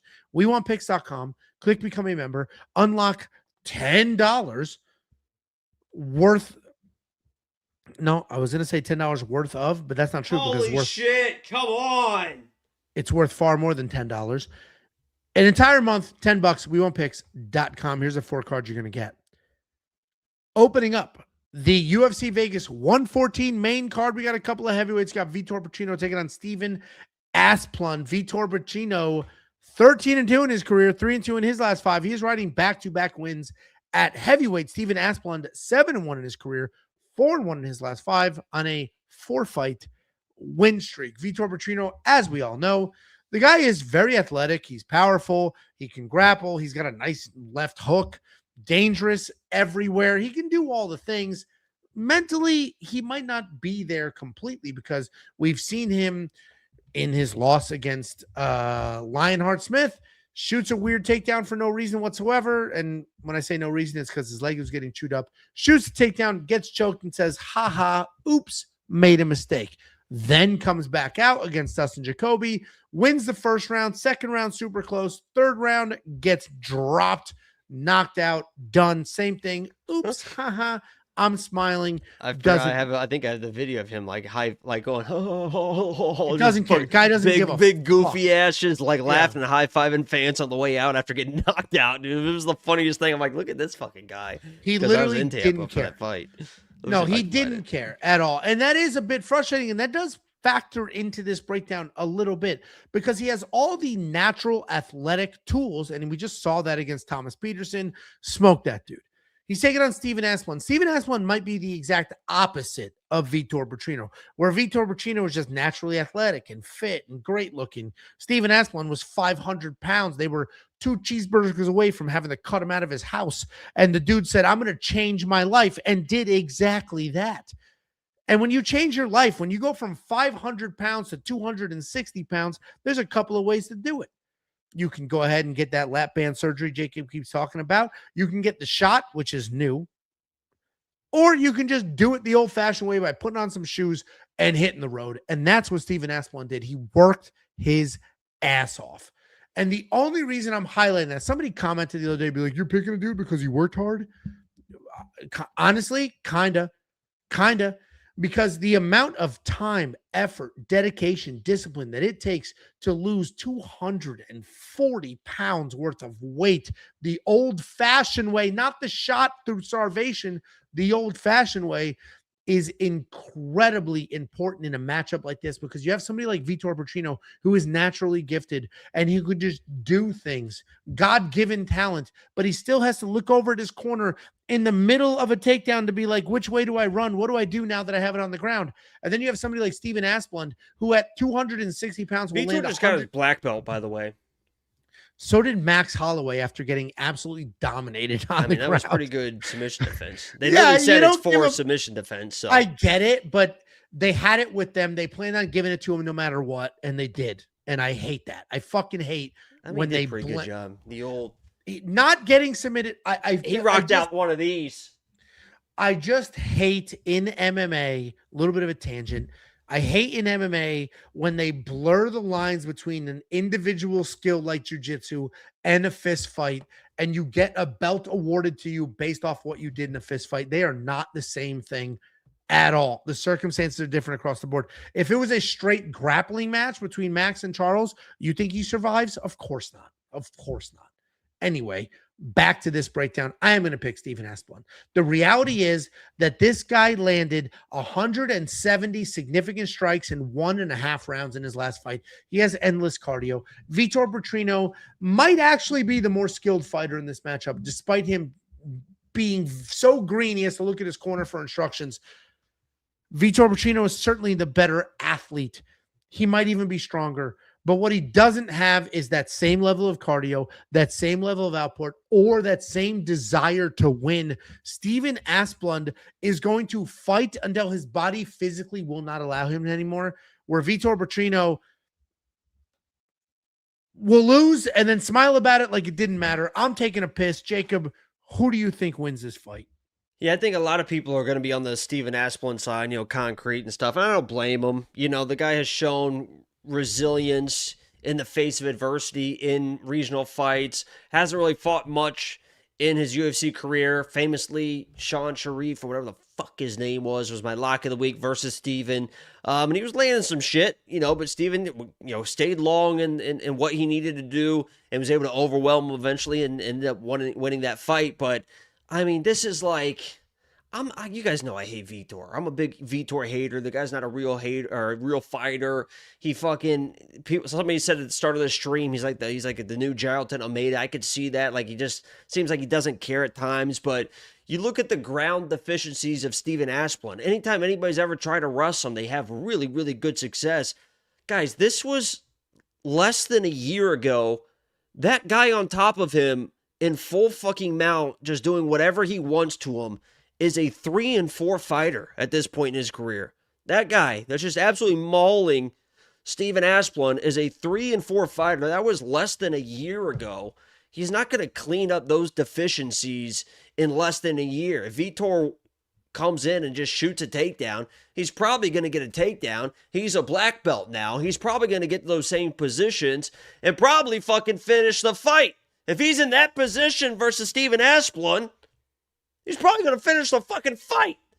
But if the fight extends, it's obviously going to favor Steven. Steven said that in his interviews today. He's like, you better get it out. If you're going to win the fight, you better do it in the first round. Otherwise, there's going to be issues. That's definitely how this is going to play out. If Vitor Petrino is on top of this guy like this for 4 minutes and 59 seconds, and that dude, Steven Asplund, is bloody and beaten, but it gets out of the first round, I would max bet the fucking shit out of Steven Asplund. I don't care how he looks after the first round, but as a pick, Vitor is just going to have such an advantage on the ground. I mean, Steven seems pretty clueless there, that if he just gets a takedown, which he's been wrestling more and more, he just got his black belt, wants to show it off, but he better finish him in the first round, because if he starts just doing that lay and pray, cute, fucking around shit, because he's not really a killer, and this gets to the second round, we might have live bets of our fucking lives here, but I got to go Vitor.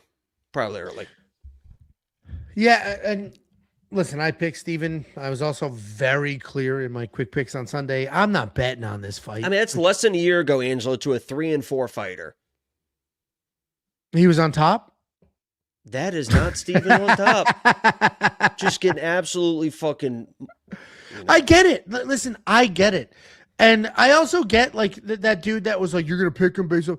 I get what you're saying. First of all, don't bet on this fight. Why the fuck would you bet on this fight?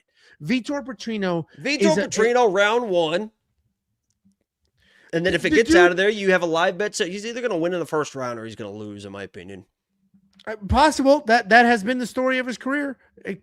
Literally. Like, although when he was tossing, Antaj Turkals or whatever, whatever the hell, he was tossing that guy around. The reality is, Vitor Petrino could definitely win in the first 2. I mean, it doesn't necessarily, because if Vitor does like kind of lollygag those first couple takedowns thinking it's going to be easy, and then all of a sudden he actually needs one, I think it'd get interesting too. Like he's just fucking around, doesn't commit, thinks I can knock this guy out, and then all of a sudden he needs a takedown.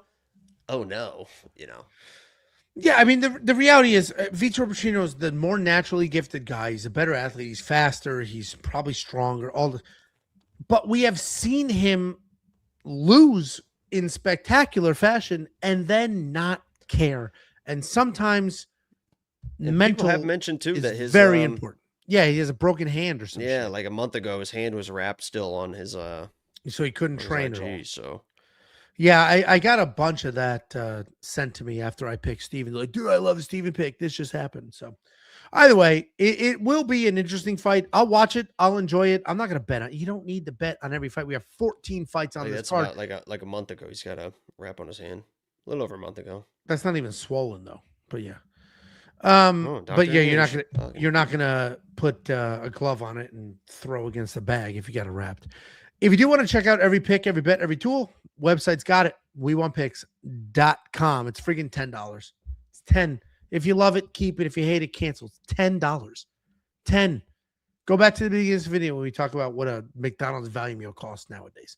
$10. WeWantPicks.com. Our community, I've been saying since day one, is very sharp. It's a smart community. They really have a pulse on society. And Kevin here, one of the sharper ones, just has a solid pulse on what's happening in the world today and what you can expect from people. Can you call Tiffany and read that comment out loud and I just want to see what happens? No, I won't do that. That's not something that one. Tiffany, the problem is women are mean. She's mean, and she actively roots against me. Women that are mean. That's okay. She actively roots against me. She's not really. People always say like, "Oh, behind every strong man is an even stronger woman." I am not finding that to be true. Like she's strong, like in her personality and shit, but it's not like support. She has never put her hands like under she my can't armpits fight back. And held me up. Yeah, no. When you're raining elbows. No, and she thinks she's not putting feet on hips. No, and we were at. She's have shrimping. We live in a nice. Those guys, you could throw an elbow like this pretty hard, but you can. I'll beat the fuck out of her. And have you seen that Joe Rogan thing? Yes, yeah. You could really fucking. The meme is always when you take your dad to like whatever day, dude. She asked me. So this is a woman who, in the beginning of We Want Picks, fucking hated it. Hated that I was up late doing this. Hated that like Jacob and I would be laughing on. Hated everything about We Want Picks because it wasn't anything other than 4 friends at that point enjoying themselves talking about fights. Now, you know what the nerve she had last week? Last week, she had the nerve to ask me, will you come to Career Day as a podcaster? I was like, no. She's like, what do you mean? I was like, well, first of all, I'm not a podcaster. She's like, well, you have the show. I was like, well, I also have a real job. And second of all, I don't like, would you call us podcasters? Let's say we only did this. You have a real job. I have a real job. Let's say we didn't have those. Would you call this podcasting? You're doing a lot of rambling. Just answer the fucking question. I'm just trying to get this thing going, man. The grappling part's about to start on this tournament. I'm starving.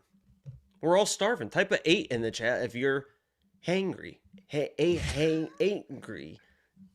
All right, fine. I would not classify myself as a podcaster. Okay, there we go. I would say a capper before a podcaster. I just happen to be a very good communicator, and you and I We don't real life feel friendship. pressure. We apply it. What the fuck? I would like if you answered the question, though. If you didn't have your real job and somebody said, what do you do for a living? What do you say? Pressure is a privilege. Yeah, OnlyFans. Next up at UFC Vegas 114, we have Marwan Rahiki taking on Harry Hardwick. Marwan Rahiki, undefeated in his career, making his UFC debut, coming off that insane Contender Series fight. Taking on Harry Hardwick, 13-4 in his career, 4-1 in his last 5, coming off that unfortunate loss in his UFC debut. Marwan Rahiki, flashy striker. This guy has no problem throwing every imaginable spinning attack, spinning elbow, spinning kick, spinning. This dude's just spinning for no reason whatsoever. He's fast, he's powerful, he's long. He doesn't really manage range well because he's typically just moving forward. There is no range. This guy is just moving forward, throwing and spinning around in a circle. His takedown defense, just okay. He does scramble pretty well back to his feet. He can be hit, though. We saw that in a Contender Series fight where he was dropped and he was in all sorts of trouble, managed to survive, find his own finish, taking on Harry Hardwick. This guy's a stalky striker. He's going to move forward. He's going to throw his hands. He stands ridiculously tall. He's got good pressure. He walks, he throws, he punches. He'll jump in and out of the pocket. If you fire back, he's trying to get out of there, but things could get dicey. If you look for a takedown, he's going to throw some knees and try to make some stuff happen. He's a long guy. He does use deep kicks to manage range. Solid chin, but can get his leg chewed up. And that was my breakdown before his last fight, where he literally got, well, actually literally doesn't apply here, but where he did get his leg chewed up so bad that the fight was ended. Listen, I get 99% of people are just looking at this and they're saying, Harry sucks. Harry sucks. It was so bad in his last fight that they literally flooded Twitter with how bad is Cage Warriors that Harry Hardwick sucks this much. But that was a tough matchup. Harry Hardwick was fighting Caio Fernandez. Caio Fernandez is like Cowie. I've pronounced names wrong since day one. Cowie. What'd you say? Fernandez. Did you even say his nickname, by the way? Marwan's? No. That's Freaky Rahiki, baby. We got Touchy Feely and Freaky Rahiki on this card, baby. I love it. Little Freaky Rahiki. It is a spectacular nickname. And he's Moroccan, too. Don't get it fucking twisted. He doesn't look Moroccan. I would say... You're racist. No, I wouldn't say Moroccan. I'm 0.6% North African. I am also Moroccan. Well, first of all... We talked about this with Youssef. The dude lives in New Zealand. That's a New Zealand flag. That's Australia. He trains with Volk. Oh, see, I thought it was Australia. Then I was like, I'm just going to say New Zealand because I see 3 stars. Well, anyway, baby. I understand people think Harry sucks. And if you only watch his last fight, he does kind of suck. He sucks so bad, the UFC didn't even save him for the UFC London card, which is next week. But he is tough and he is durable. I'm going to pick Marwan Rahiki.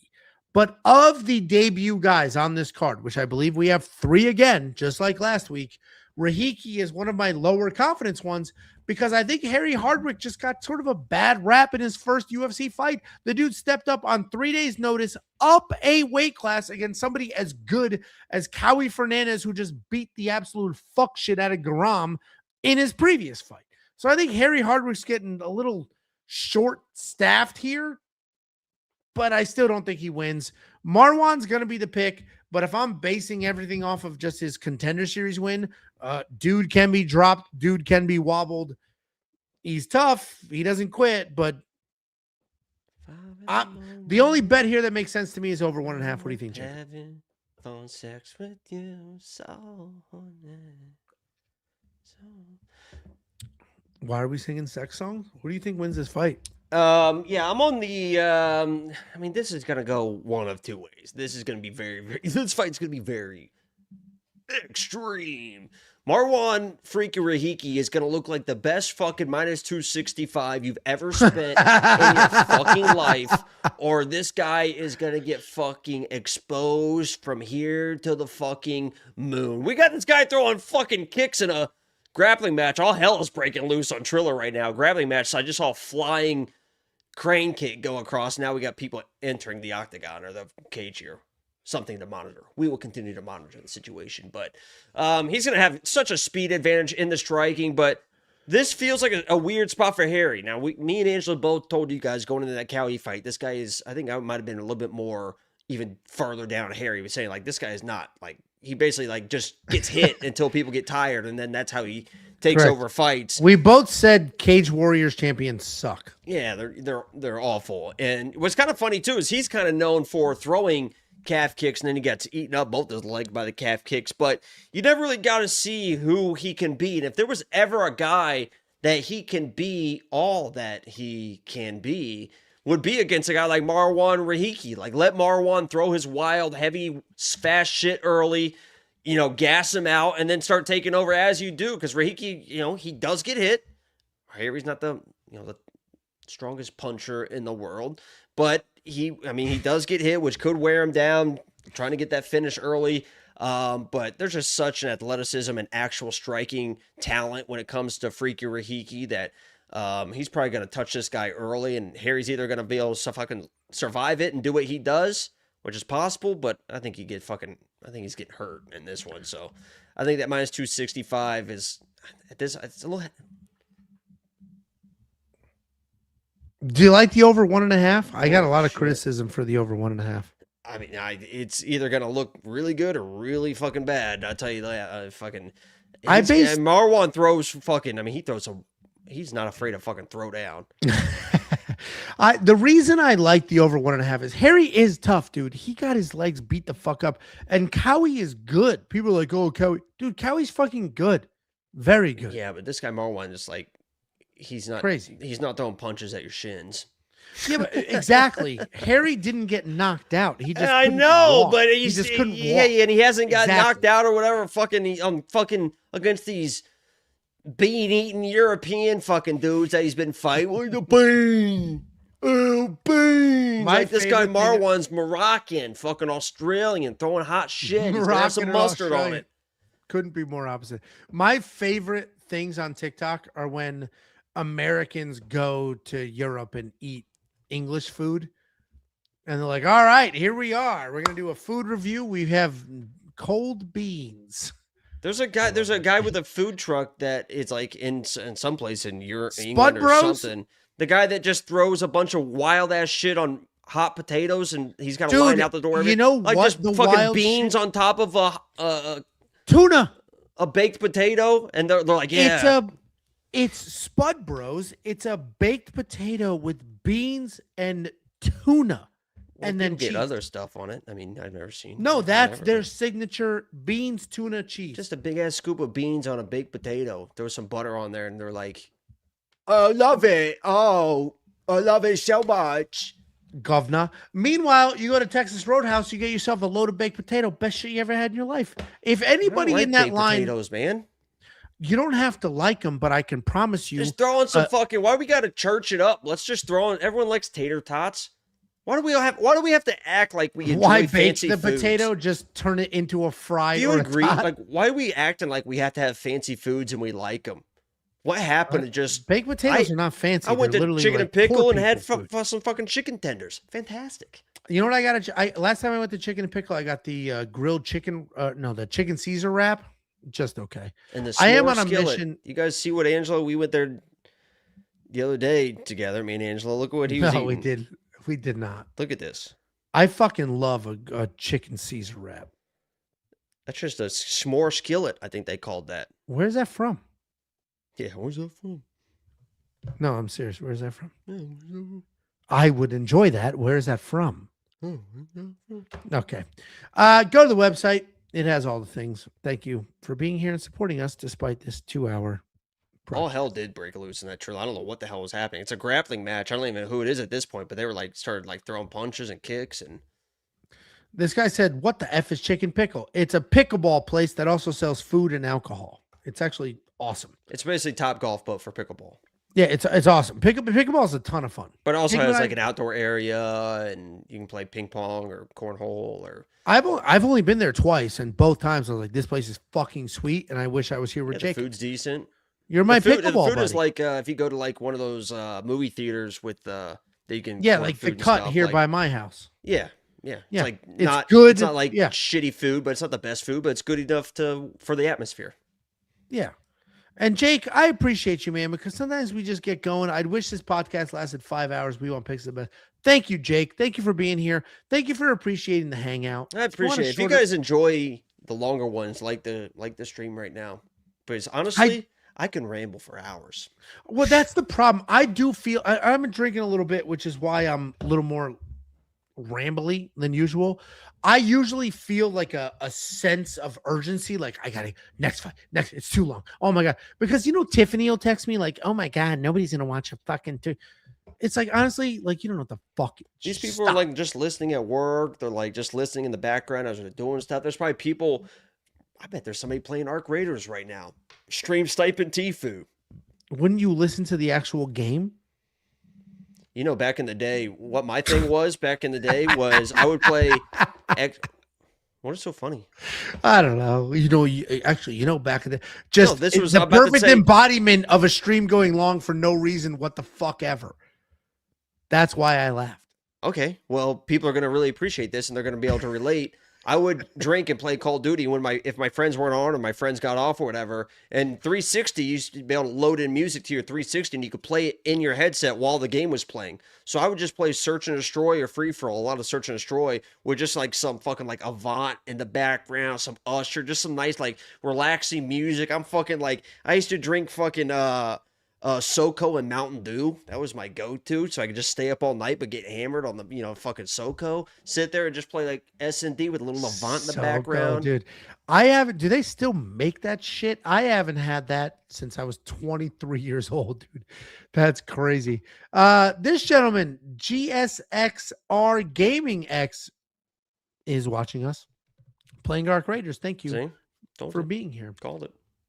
Next up at UFC Vegas 114, we have Andre Touchy-Feely taking on Jose Delgado. Andre Feely, 25-12 in his career, 3-2 in his last 5, alternating wins and losses, taking on Jose Delgado, 4-1 in his career.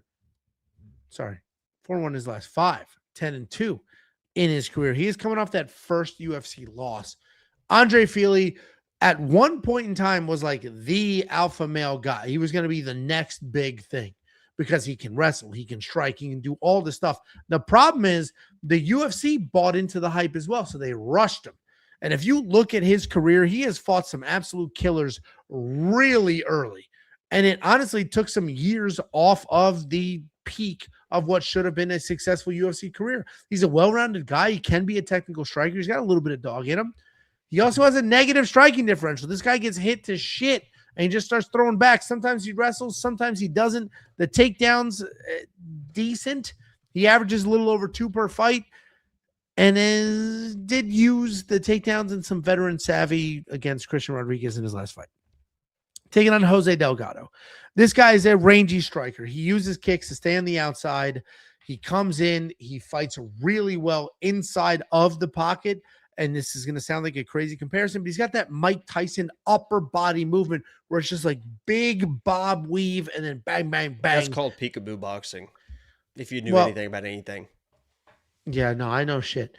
Big upper body movements to land in combinations and then get the hell out of there. He's got decent takedowns. He's got good ground and pound. His takedown defense definitely You could have used this for our fight. What is that? Boxing knowledge. It'd give you some tips on how to, so you know what the fuck you're doing next time. Don't embarrass both of us. I beat the shit out of you and I barely tried. Oh, I bet. Yeah, I would bet. Jose Delgado, very insanely dangerous. Also very well-rounded. He just lost to Nathaniel Wood, but they dropped each other and he looked really good in that fight before ultimately losing that decision. I'm going to pick Jose. Jose is going to be the pick here. The kid is talented. He is dangerous everywhere. And this is normally the part where I would sit here and be like, well, but he's got some takedown defense holes. And if Andre Fili, I'm not even going to bother with that. But honestly, if Andre Fili shoots a couple of takedowns and leans on the wrestling, it could be weird. Did you just say I'm not going to bother with that and then you bothered with it? No, I'm not bothering with it. That was me not. I'm telling you what I'm not going to, like, I'm not going to worry about the fact that the only reason Nathaniel Wood won that last fight is because of a couple well-timed takedowns. I'm not worrying about that. So I'm going to pick Jose. Freaking out. Okay, man. No, I'm dialed in. It's cool. It's cool. I'm not no mad. Freak out. I'm not worried about a thing. The takedown defense, I'm going to trust it, and we're good to go. Yes, Nathaniel. No. I'm picking Jose. What do you think, Jacob?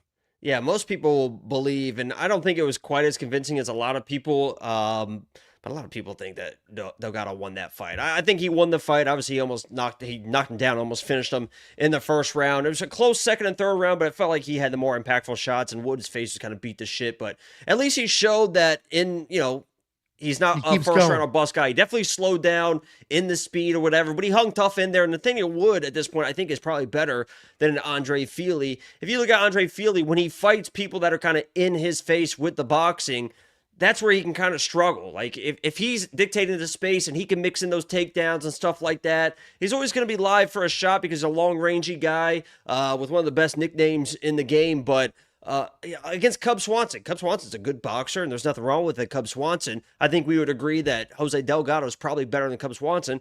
I thought he lost to Cub Swanson, and he was basically, I think he was basically getting pushed around with the pressure and getting outboxed. I think the same thing happens here. Jose Delgado, when he's landing, it's going to be a little bit more impactful. So the second you see Andre shooting takedowns, I think this fight's over. That means he's really uncomfortable in the striking, and I don't think he's going to get the takedowns. Jose Delgado's a guy that knows I got to improve the takedown defense. If you guys didn't know, he trains his boy is Mario Batista, so he's getting those high-level looks in the gym day in and day out. I don't think Andre Fili is going to be able to do anything in the wrestling, so everyone that's loaded up on Jose Delgado, I get it. Even if it's some fluke, weird, whatever, that Andre's able to win this fight, that's a risk you're gonna have to take. Jose Delgado's the better fighter. He's dialed in, powerful, finishing upside, can win a decision as well. Jose's the truth, man. I think he's the truth. He's definitely insanely dangerous everywhere. You're Top not worried flight security of the world, Craig. You're not worried about the takedown defense? Of the world. He'll be fine now. He'll be fine. Yeah, I mean, it is unfortunate because for those of you that have been following the sport for a little while now, Andre Fili was a very high prospect, and he was very good early. And then the UFC literally just threw him to the wolves. They're like, here's a killer. Here's another killer. Here's a killer. Oh, you didn't win. It was those like the fights? old Fuck school you. style of matchmaking that, like, once you got that top guy, they just kept feeding you. There was no, like, hey, There's let's no take building. a step back. Yeah. Let's try to there was just like, oh, you've been fighting this guy. Guess what? You're going to fight 10 more just like him. Correct. Here you go. No, correct. And honestly, I think it destroyed his career because he was supposed to be the next Cody Garbrandt. Like, he was on that path. Great wrestler, good hands, same team, all these things. And it just didn't work out that way. I am also on the Jose Delgado side. Jacob's on the Jose Delgado side. I think this might be a little bit closer than some people that's think, what but that song says? Touch it, bring it, babe. Watch it, turn it, leave it, stop, format it. Touch it, bring it, babe. Watch it, turn. I don't know if I've heard that song. I must have heard it. Have I heard that? Busta Rhymes. That's everybody. That's every Busta Rhymes song. I'm gonna say shit as fast as humanly possible. You're not gonna disrespect Busta in this chat. I love Busta Rhymes, but that's every Busta name Rhymes one of his song. songs. Busta. Name another one. Busta. Name another one. Mr. Rhymes. Yeah, Papoose is nasty on that remix. Papoose, did he die? I don't know. He was the fucking truth. Tell you what. I don't know. I did love Busta Rhymes back in the day. He's from your city, man. He's a New York City rapper, one of the finest. Listen, everybody loves, but so is LL Cool J, who doesn't get enough love. The ladies love Cool James. I met LL Cool J. Did you just compare LL Cool J and Papoose? No, I was leaving a Mets game. The Mets were getting blown out. A couple of us went to the game. We're leaving. We're heading back to like where the car was parked and the tailgate was. And LL Cool J is just walking by himself. And this is like early 2000s when he was still a big deal. He's just walking by himself through the parking lot. And we're like, LL Cool J. He's like, what's up, boys? And we're like, oh, shit. Nice to meet you, man. Like, shook his hands, whatever. He went to the game. My fucking loser, dork, ass clown of a friend goes, I'm never washing this hand again. Kid sucked. It's kind of a nerd response. Another great story, Angelo. Let's rank it in the chat. That's one of his better ones, probably. Nah, fuck you. Do you know what LL stands? We were laughing throughout. $5 super chat from a sharp brother, 4324. First donation ever. That's Thank really you. his first donation. That's crazy because I've seen your name a gazillion. How unappreciative. Yeah, you cheap son of a... No, I've seen your name a gazillion times. So, which means you're obviously interacting with us in a meaningful manner. So thank you for that. Long overdue, but I appreciate you, Ange. That's all that says. And everyone else who contributes to We Want Picks. Honestly, you know how a Sharp Brother's been here for a while? He said, shout out to me, you, obvious, Artem, Betsam, pretty solid, Kunith, brand new, and Josh, the web guy who has never been on camera ever. Some of the OGs may have heard his voice in an old optimizer tutorial, but none of you have ever seen him. So for him to shout him out means he's been here for a while. So thank you. Now that I think about it, he should be maybe if they do a Dinosaurs 2 and Morgan Freeman doesn't quite make it, because he does have a nice sultry voice. He does have, when he's locked in. He's also yelled at me. So I've heard many different voices. I've heard him yell at me. I've heard him demean me. But his video voice is fucking... Oh, his video voice is spectacular. He locks in and he prides himself on one take. Every time. He's like, one take. Did it in one take. I used to do that with a lot of mine, but I can't do it anymore. I'm close. Like my 1 hour Sunday quick picks is almost one take. It's like right there. And the issue is too, it's like what kind of video, like your type of video, you can kind of what over. And I have those. I also wrote my own fucking script. So. Like lock of the week video, it needs to be like a little more punctual. So I can't stumble. I got to redo stuff, and I do those a lot. I probably have, well, let's put it this way. It is literally only one. We don't give a shit, dude. Let's move on. For my Sunday video, but sometimes I do have to edit out a random slur. Next up at UFC Vegas 114, we have the featured fight of the evening. We have Oumar Sy taking on Ion. Ion somehow is Ion Cutelaba.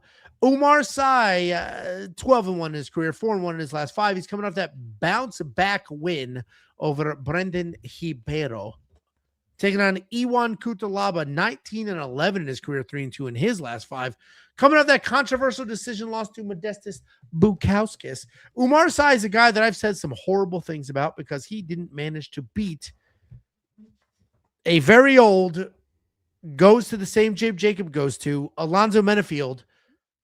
Instead, he just stood there and did nothing and lost that fight. But if you zoom out and you look at the entirety of his career, the guy's absolutely a beast. He's fast, he's athletic, he's big, he's strong. He can shoot takedowns. He's got some power. He can strike. He prides himself as a striker, but I do think grappling is probably his easiest path to victory in most fights. Barbosa, his body is incredible. Yeah, how about his eyes? Oumar Sy has 9 finishes, and one of them still. He could be a fucking bodybuilder right now and just clean chop. The Shar versus Edson match is about to start. Yeah, Edson Barbosa's in phenomenal shape. He can't see shit, but he's in phenomenal shape. Oumar Sy has 9 finishes in his 12 wins, and that highlights a few things. 1, how dangerous he is, and 2, 9-10, 10-11, 11-12. 3 of those wins are by decision, which means he doesn't death gas. We watched him lose a decision to Alonzo Menafield, but that's because he just didn't let his hands go, not because he slowed down. He did just knock out Brendan Ribeiro to get back in the win column and have some success in the UFC. He's taking on Ion Cutelaba. This guy's a kill or be killed kind of guy. By trade, he is a grappler. He's going to move forward, throw bombs, try to throw you to the ground and make something happen. He is willing to die on his shield, and he's willing to put you out. He has no problem running into the fire full speed, and whatever happens, happens. The problem is you can't quite predict what will happen because he throws every punch like he's throwing a baseball, but he also gets hit and his chin will give up. He did just lose to Modestas Bukauskas, but he landed more strikes, had more cage control. A lot of people think he won that fight. The reality is I have said some pretty horrific things about Oumar Sy just based off the fact that he went in there as a minus 700 favorite and just shit the bed against a 40-year-old man. He is good, though. And that was maybe a circumstantial kind of situation. He's athletic, he's big, he's fast, he's strong, he can grapple. And if in this fight he decides to grapple, he should not be going strike for strike with Iwan Cutelaba. If he decides to grapple, he can take Iwan down. He's not going to get submitted while on top. He should be able to win this fight. He didn't go that path against Lonzo Menafield. I think he will do it here. I'm going to pick him here. Minus 235 is either going to be great or horrendous. I do not have him in the safety parlay, but I did debate it. And ultimately, I said the way he lost to Alonzo Menafield, you can't trust him to actually fight. That's the French in him. But Oumar Sy should win this fight. What do you think, Jacob?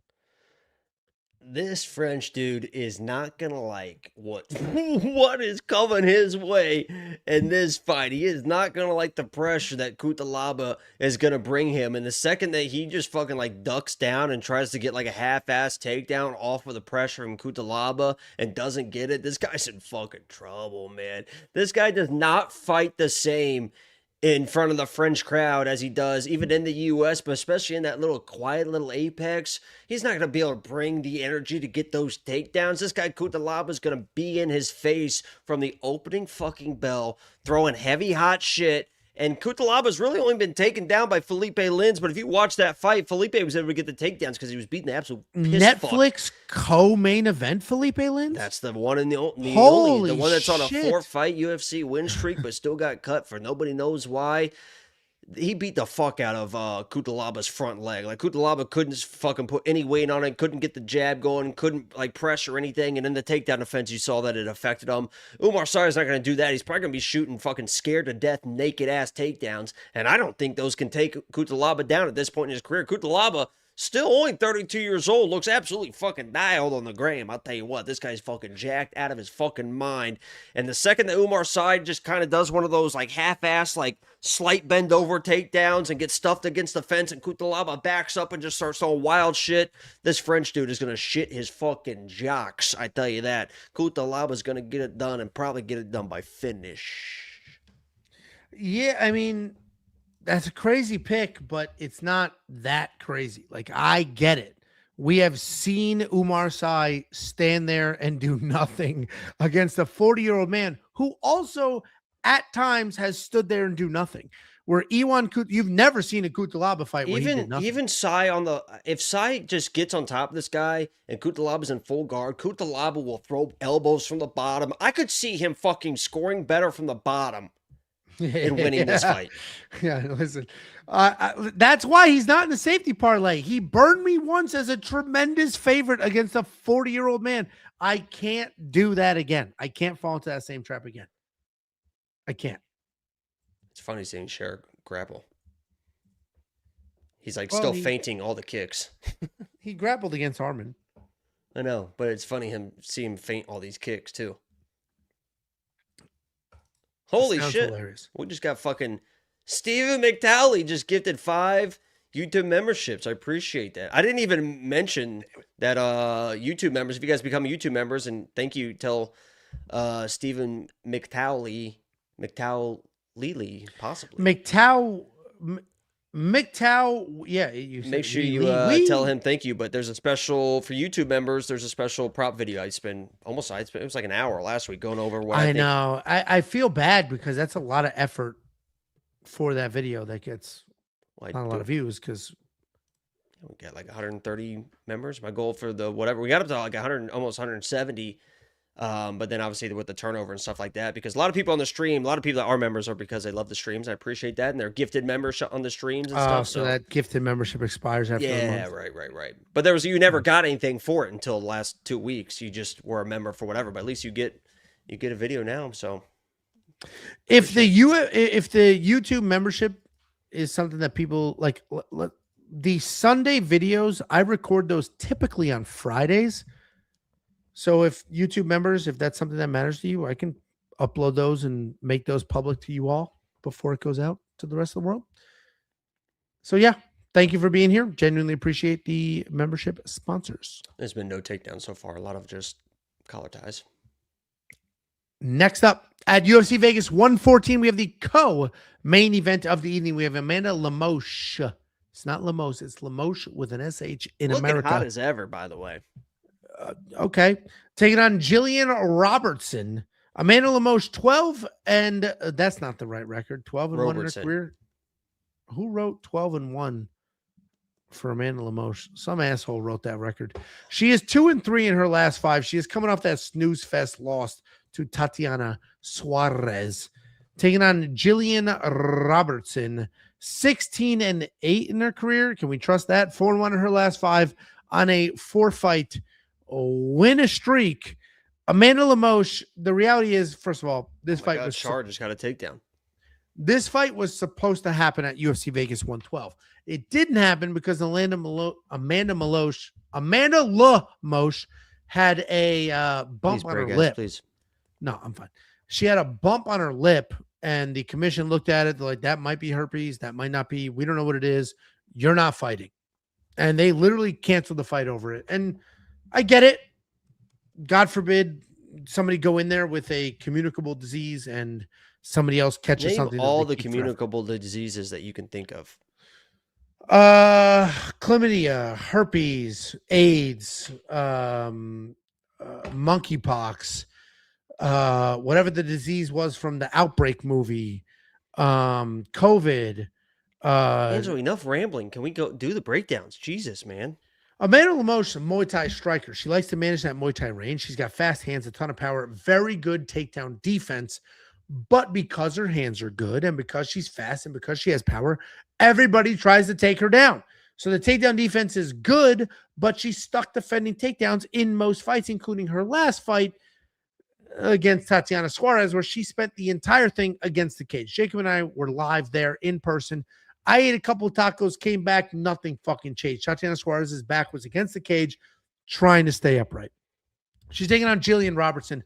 She is the all-time submission queen. She's like the lady version of Charles Oliveira on the ground, the all-time submission queen in her weight class. She averages close to 3 takedowns per fight, 9 submission wins, and that gives her that record. Most submission wins and most finishes in women's flyweight history. Her ability to get people to the ground and submit them is very important here because the striking kind of stinks. The takedowns are not spectacular. So if she can get you to the ground, I mean, they're better. She actually, at least she actually, most girls are just fucking that headlock trip, fucking throw. She's shooting takedowns for sure. Yeah, she's grabbing singles, she's trying, running the pipe. Can be a problem if she can't get it to the ground, though, because the striking is not very good. And if she's going strike for strike with Amanda Lemos, it's not going to go well for her. I do think Jillian wins here. I'm going to pick her. I picked her the last time this fight was booked at UFC Vegas 112. I'm picking her again. She should be able to either get this to the ground and have success or just stifle all of the Amanda Lemos offense by holding her against the cage, that it doesn't matter if she gets her to the ground. Very similar to what happened in Amanda's last fight. So Jillian Robertson is the pick, but again, to the guy that threw a hissy fit, a literal crybaby fit, who's sitting there right now rage typing, when I said Vegas doesn't care about your takedowns, this is a perfect fight that embodies that. Vegas does not care about your takedowns. They just don't. And if you don't believe me, who's the chick with the nice ass that is dating Mario Tullio? Oh. You know the answer. Just answer it. Norma Dumont. Norma Dumont got taken down like 5 times in her last fight. Oh, she dominated that fight. I was there. And still won a decision. Meanwhile, Amanda Lemos was in the exact same fight, but in Texas, not Las Vegas, and lost the decision.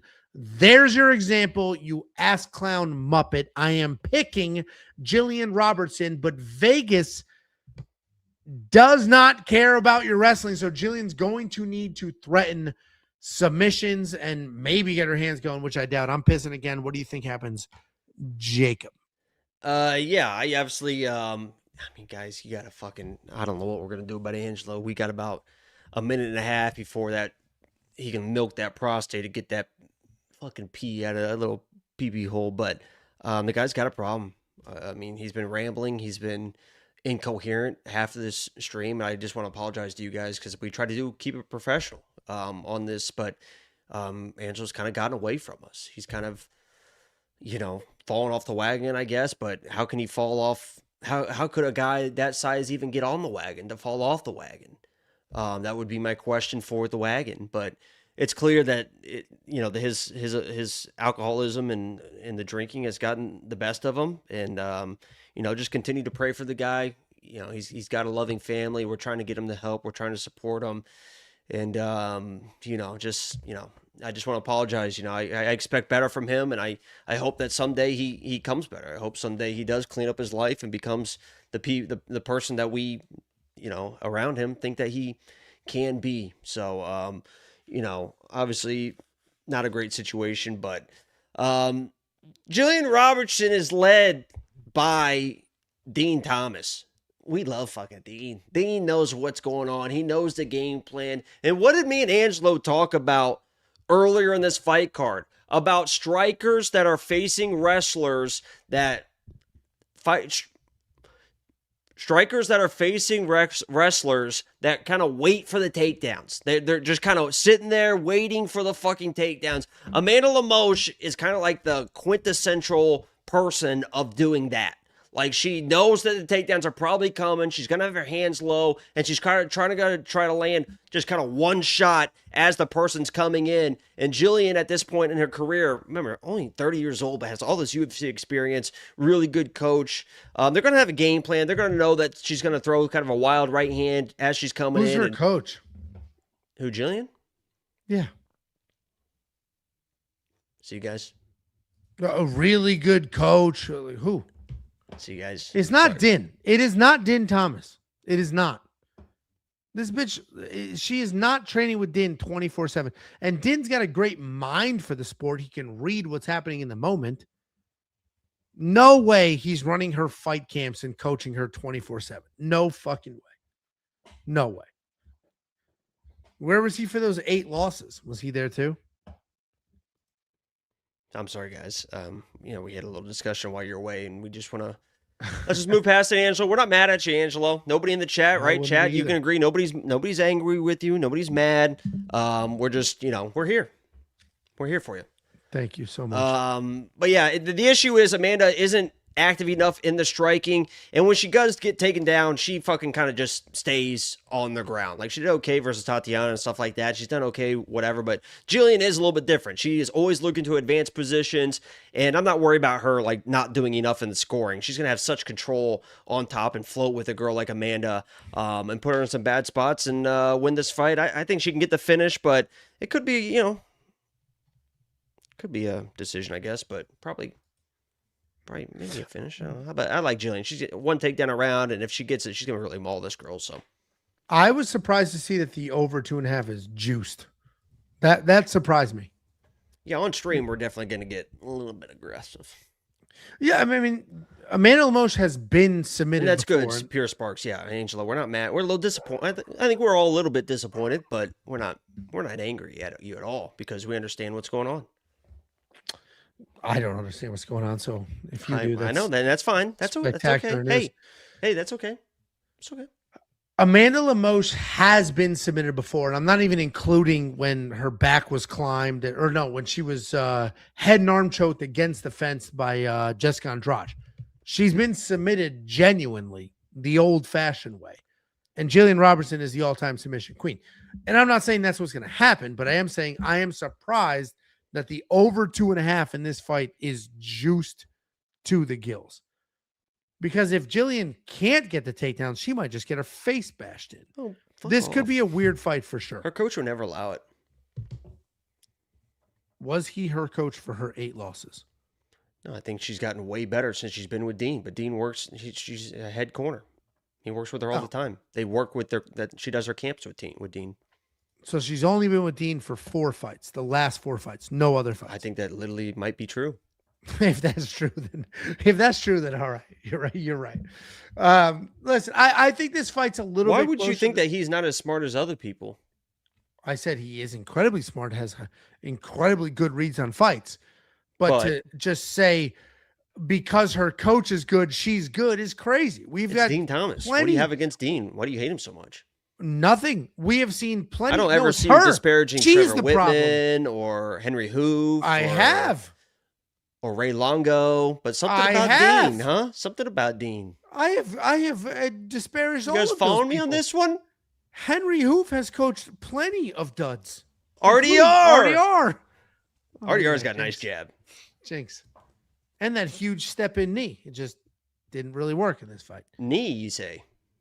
He throws that giant knee up the middle because he's fucking enormous. Knee. Yeah, that did go over my head. I did not. Well, be careful now. It's definitely be careful now. It's definitely it's definitely flying over my head. Be careful now. Okay. Jillian should win the fight. Jillian is the pick. If Jillian doesn't get takedowns, she's absolutely fucked. That's her only path to victory. Striking's not good enough to keep her afloat here. Hopefully she doesn't need it. We want picks.com. Click become a member. Why do we keep emphasizing knee? Okay, I don't know what the fuck's going on. We want picks.com. Click become a member at the top. Let's move on. Oh, no, wait. $5 super chat from a Sharp brother. No, wait. Thank you. Christ, dude. Oh my God. Thank you. Hey, guys, Sharp. Please pray. Thank you. I appreciate you. Holy fuck. John Silva and Bryce are about to grapple. I didn't even see who won the Sharp fight. I was so. Big Maple Bets. MMA. $7 Canadian. My sweet Jillian repping Canada. I got to play the sub prop, and thank God she didn't get stuck on this BS Canada card coming up. See y'all Saturday, Sally.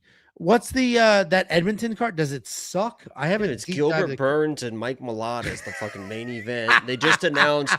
Didn't they just announce JJ Aldrich versus Jamie Lynn Horth or whatever? It's like the Canadian leftover stuff. There's Kyle. I have been saying for years that the UFC takes advantage of the diehards, and Canadians are some of the best UFC fans on the planet. They will watch every event. They're dialed in. They're locked in. They'll show up. And the UFC just takes advantage of that. It gives you the shittiest cards imaginable. And it's funny because the first time they did it, more it was like really exciting because like literally every Canadian won on the card. So it was like hype as shit. It was actually a decent card. Now so the UFC's like, matchups. Yeah, and then the UFC's like, okay, let's back it down a little bit, but still give them some bunch of Canadians. And not a single Canadian won. I think they went 0 for like 6 or 0 for 7 or something like that. So then they go through that, and then they get this card after that. It's like, Jesus. I don't know if that's actually the chain events, but I know they all won one time and then they all lost one time. If we go back to the last few times that there was a Canadian card and I talked about it, my general thought process was the same, that the UFC takes advantage of Canadians because they are such diehard fans. Didn't they get a Max? They take advantage of Brazilians too. Max has fought a main event there too. Was it a Volk one? I can't remember. I don't know. But they take advantage of Brazilians too. The difference is there are far more Brazilian fighters in the UFC. Big names, yeah, at least. Yeah, so like you can get by with just throwing a bunch of Brazilians on. Where Canadians, there's not as many. I mean, Eamon's a hobby. They all lost, then they all won. So I had it flip flop. Thank you. Yeah. Your only hope for a champ is Eamon Zahabi. Yeah, where the fuck is a Winnipeg? People are saying they don't even have a fucking airport. Winnipeg doesn't have an airport? How do they have a fucking arena? Oh, it's in Manitoba, eh? Oh, Saskatchewan, eh? That's not a Canadian. Just go watch that hockey show, which I used to love. With, what's his name? Nobody famous is in that show. I forget the name of the show. Soccer with what's his name? Oh, Winnipeg, eh? Yeah, it's like north of fucking whatever that state is. What state is it above? North Dakota, Washington. Like, dude, the shit takes up the Minnesota. entire top of the U.S. Minnesota. Oh, so it's the same Minnesota accent? Oh, it's war. Those are fucking. Letterkenny. That's right. Letterkenny. I've never seen Shoresy. I've seen Letterkenny. Letterkenny I loved. Here comes Bryce. And then Shoresy was the like spin-off show. I never watched Shoresy. Let's go ahead and break down this last fight. Oh, actually, real quick.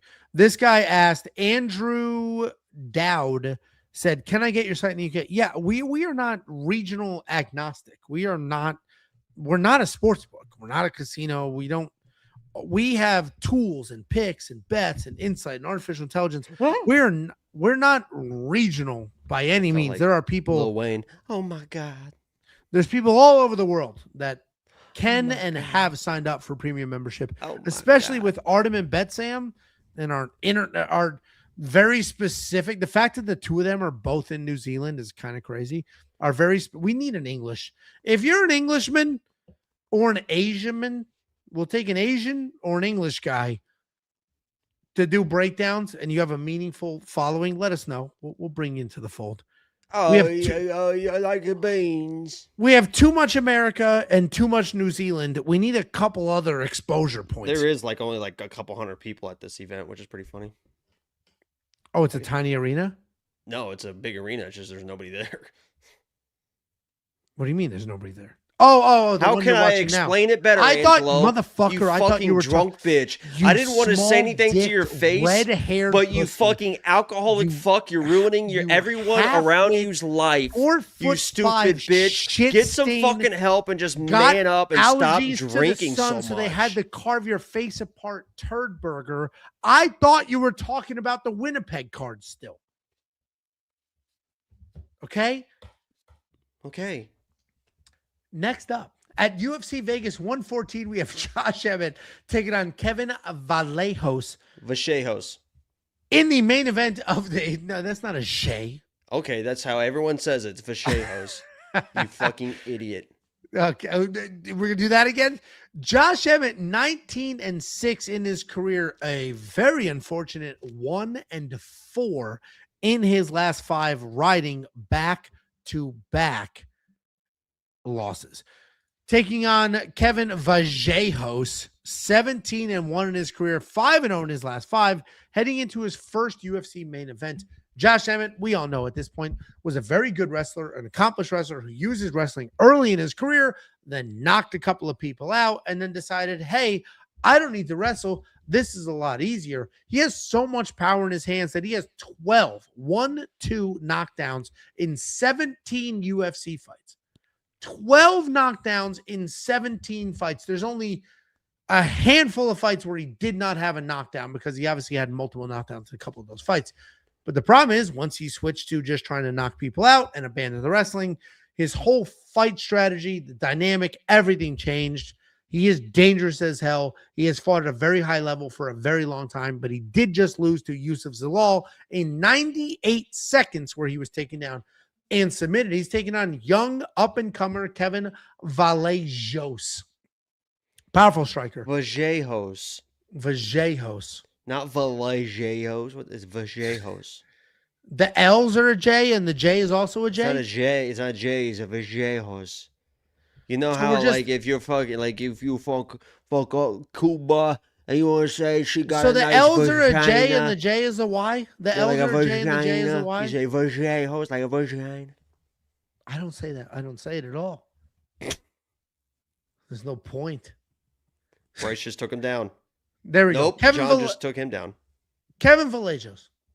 Powerful striker. He sends a beautiful 1-2. If you kick, he will catch it and he'll bomb away. He'll throw some overhands. He is dangerous. He's busy. He's fast. He's clean. He's accurate. He does all the things.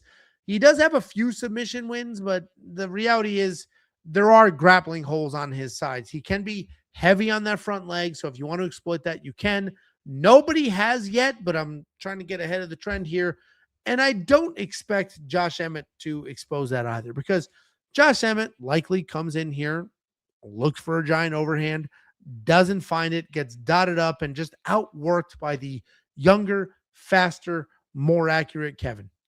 And that's how I think this fight goes. If Kevin was a grappler, I would be more confident in him. I do think the odds are getting a little crazy here. Minus 650 is a bit berserk for a dude who has beaten a couple contender series people and then an old Giga Chikadze. He hasn't really proven that he can hang at this level, but he should win just off volume, speed, youth, all of that. But Josh Emmett is a tried and true veteran who is tough as shit. I expect this to go long. 3.5 round line is interesting. I like the over there. I'm going to pick Kevin here. These odds are starting to get berserk. Minus 450. Okay, let's talk about it. Minus 650. Like, what are we doing? Like, what has he actually done to warrant that? I'm still on that side. Jacob, what do you think? Bryce tried to throw Gene twice and got reversed, but Gene let him up, but now Bryce is on top. A little bit of half side control here for Bryce Mitchell on John Silva. But yeah, I mean, this should be a Kevin Vallejos. Obviously, Josh Emmett, you want to bet Josh Emmett, you want to play him by KO. I get it. He's always going to have that power. I don't care how, honestly, at this point with him, like, I don't care how old he gets. That dude's going to hit hard as fuck. Now Bryce is full mount on John. You want to play it. Kevin's going to give him some opportunities. But the good news with Kevin is there's a caveat here with Kevin. He fights patient. Okay, like he respects Josh Emmett. He fights patient. He's not somebody that's going to come in and just try and take Josh's head off or whatever. So that's a good thing. But the bad thing is some of these rounds could be close. Like, I mean, that fight versus Giga, even that first round was close in the striking. There wasn't a lot happening. He's going to respect the power. So, as the fight goes on, even though he's not really haven't been 5 rounds before, I mean, if this fight does extend third round and the first couple rounds are close, and then all of a sudden Josh Emmett's like the savvy veteran that's mixing in some clinching and wrestling and stuff, this fight could look a little bit closer than people want to maybe admit. But Kevin Vallejos is the better fighter here. He's the better, cleaner striker. He should be able to move in and out with the footwork, avoid the stuff. It's not like Josh Emmett, as Angelo mentioned, a lot of knockdowns, but it's not like he's hurting everybody he fights. And Kevin Vallejos, at this point in his career, should be the younger guy with the footwork, the head movement. So I don't worry too much about Kevin. I definitely don't worry about him getting clipped, but it just feels like at minus 650, you might be watching this fight being like, why isn't he knocking this guy out? Why isn't he doing more? He's gonna take his time in there. But I do want to mention one thing.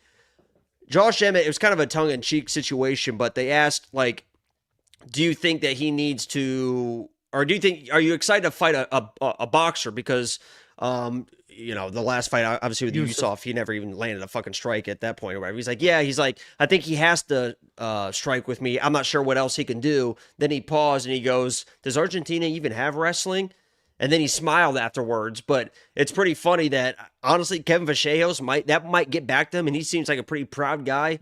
He might wrestle. Dude, I think he might shoot a takedown just to prove a point. Like, oh, you don't think we have wrestling? You think all I can do is strike? And if the fight extends, he's got wrestling and stuff. Not the best, but he can do it. I think if the fight extends, you might see a takedown. He might play the over on that one, but there's almost a 20-year age difference. Almost a 20. There's an 18-year age difference between these two guys. Oh, is that 18? It's 17, but I think their birthdays is basically 18. Yeah, 17 is close enough to 18, right? Jesus Christ. It literally is. It could be a one day. Yeah, it could be close. one day. I mean, fuck it. I mean, if you're 3 months away, say 11 months away, who cares? Hell, 16's close to 17, right, Bubba? Listen, if you're going to round up, what are you rounding up from? Come on, man. Let's say 10 years. 10 years is dramatic, let alone you think 10's 17. Okay. Let alone 10's 17. Basically 18. Oh my God. It's 7. It's on paper 17. I think it's technically. You don't even know where I'm going with it. You don't even. This is like another one way over your head. You're right. I don't. I think it's a 17-year and 2-week age difference or something dumb like that. So basically, 17-year and 50-week age difference. We're only 2 weeks away from being an 18-year age. Yeah, it's just 2 weeks. I don't know what the fuck. Can you explain? Can you explain? I don't think I should. I think we might get flagged. I think we should just move on. I literally have no idea what the hell you're talking about. That's fine. Let's just move on. We'll figure it out later. I literally don't want to talk about it because you're going to say something and we are going to get flagged for something. So just figure it out yourself quietly and let's just move on. I figured it out by reading the comments. Yeah, so the comments figured it out for me. Yeah, don't and even that's bring it up. Fucking obscene. That's where your brain went. That's a you problem, not a me problem. Tremendous age difference between these two, and the point of highlighting the tremendous age difference is, can they engage in consensual sex? If they wanted to, they probably could. But that's not the point. Kevin is so much younger, cleaner, faster, busier. That is what I think is the difference maker here. Jacob, what his brain is doing should probably be investigated on his hard drives at a later date. I'm not the one making Freudian slips all over the place. I didn't either. I said what the age gap was. You're like, only this, only that. No, I know. I said no. I said it's 17, and you were like, oh, it's close enough. I'm like, whoa. Oh, all right. That's the transition. I was like, you're whoa. Right. All right, you're right. You're right. Hey, you're right. And then I was like, well, I guess 16 is close enough to 17. And then you're like, well, I think even 10 is. Oh, whoa! Whoa! I missed that little tiny transition there. That you brought in a fucking 10. I'm now like, whoa! Now it's making. Oh sense. my god, man! Like the video if you haven't already. Subscribe if you are new. We'll be shut down. What should I get for dinner? Honestly, I can't. I was gonna order Chipotle, let me but they close close this at out 10:30. clean, please. We slice these videos up. Okay. I picked Kevin. Jacob picked Kevin. Thanks for being here. If you want to unlock all the picks, all the bets, all the tools, go to the website, wewantpicks.com. No, first round's over, and I don't know if they're just shit. doing one Where's round the? here. Oh, there it is. Don't forget to subscribe. What are you asking about dinner? I'm starving. I didn't. They're like best friends now. They're rolling around giggling with each other. These two. It's so funny, like little schoolgirls. They're like gonna pray with each other. They are praying with each other. These guys that hate each other, Bryce and Gene. They're Wait, like about did to somebody make out. win? Did somebody win? No, it's submission only. It's just, I guess it's just one round and it's over. Oh, time's up. Yeah. Who won if you were scoring? Well, I was listening to your dumb ass half the time, but it looked like, I mean, Bryce was in full mount at one point, but it seemed like Gene was getting the takedowns. 4 points. So I don't know. Takedowns 2 points, 1 point, depending on the tournament. Jay Strong 852 says, "Where's Terrence?" First of all, it's Torrance, and second of all, he got married. He just got married. And you went to the wedding, right? Because you're his best friend. Torrance eloped. No family. I bet. No friends. Yeah, I bet. Oh well, nobody. I bet. No sure. friends. No family. Nobody on either. But you side. knew he was getting married, right? You didn't just find out he was. Yeah, I bet. Of course. Yeah. Oh yeah. Of course. Sure. He was. You were one of the first people he told. I'm sure. It was a group thing. Oh, you're in a group. I bet you were one of the guys that doesn't even respond to that group chat. Just thumbs up every once in a while. I respond to group chats for sure. I'm the one of the most active. I put a genuine effort into keeping friendships alive. Straight up. I call people I haven't talked to in forever. Like I put a lot of effort into making You haven't sure. called me in like 6 months. Fuck you. I called you last week, you small dick pussy. What? Did I not? You idiot stick. With UFC rumors. I called you like, hey, this rumor, this First is crazy. time in What do you 6 think? months. Yeah, you fucking moron. Let's see Because the you first- teach no. people how to treat you. I called you every day for years. Then you I just always stopped answered. answering the phone. No, and then you stopped answering. Yeah, I live a very busy life. Okay, so what do you think that teaches me? Literally, I'm scrolling through. The last time you called me before was Last September 18th. Because you don't answer the phone anymore.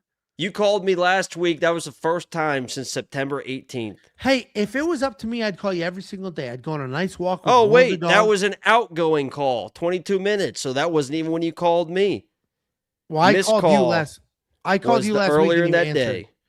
And then I called you back, and that was the last time we ever talked Actually, on the phone. That's bullshit because we talked prior to that too. Because Maddie Betts reached out to me, and then I reached out to you right after. I thought That was like the 3 same. weeks ago. No, I called you last week with some UFC rumors. 3 weeks Oh, ago, I called you 112. after- I see. 112. Yeah. Oh, how convenient. Nah, it wasn't 1. It was 2 something. Oh, 23. Yeah, there it is. No, that was an outgoing call. Because you didn't answer, and then you called me back. It Yes. feels like. No, it doesn't feel like. What do you I think? put effort. Honestly, me what did I pull tell up- you guys? That he started having this issue. What issue? It lines up. Well, we talked about it before the Jillian situation, but that lines up with what I was talking about, guys. With the phone call stopped, the issue started, and we just want to keep praying with the keep praying for your boy, man. What should I eat? What though, for real? issues? It's fine, issues, Angela. You don't have to. You talk about when you want to talk about it. It's clear that you didn't want to talk about it tonight, so we're gonna pray for you. And when you're ready to talk about it, you can talk about it, dude. Gene and Bryce are literally like best friends now. It's pretty funny. If They they're took their both shorts religious, off. Bryce has if his they're shorts both, off. if they're both, what the fuck? Yeah, I My don't know balls why. was hot. If they're both religious, I could see that happening. Yeah, but I think one's pro, and but I don't want to.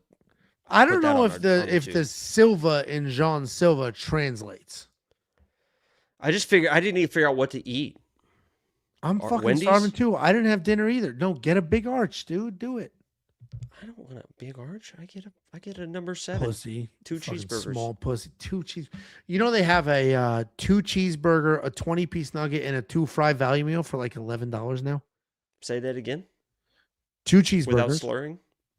I didn't slow that time. No, 2 cheeseburgers. You with me? 2 Mhm. cheeseburgers, Mhm. a 20-piece nugget, Mhm. and 2 medium fries, and I think also a drink for like $11. Why not 2 drinks? That's obviously not for just one person. Unless you They're think it's like- for one person. Share it, pussy. Holy it might not shit. even. It might not You, even. you come with actually a thought drink. that was a one-person meal. It might not even come with the Holy drink. shit! It's worse than I I'm- thought. I might have added the drink. It might not come with the drink. Why get fast food when you can get beans and tuna on potatoes? Hey, save these for next week. Next week's gonna be a weird one, boys. because Somebody next sent week- Angelo a recipe for beans on a baked potato, so he has to No, cook it. then and I eat it. have to do it. No, well, I'll do beans. Honestly, I like beans. Beans. Oh, on here baked comes potatoes- Mikhaev. Beans on a baked potato is not a problem. The tuna is the issue in that equation. That's the issue, not the beans. The tuna are the I issue. only like my mom's baked beans, Dude, baked beans Little are brown fantastic. sugar They're in there. sweet. They're fun. Yeah, baked beans are fantastic. but I don't Baked like beans are anybody never the else's. problem.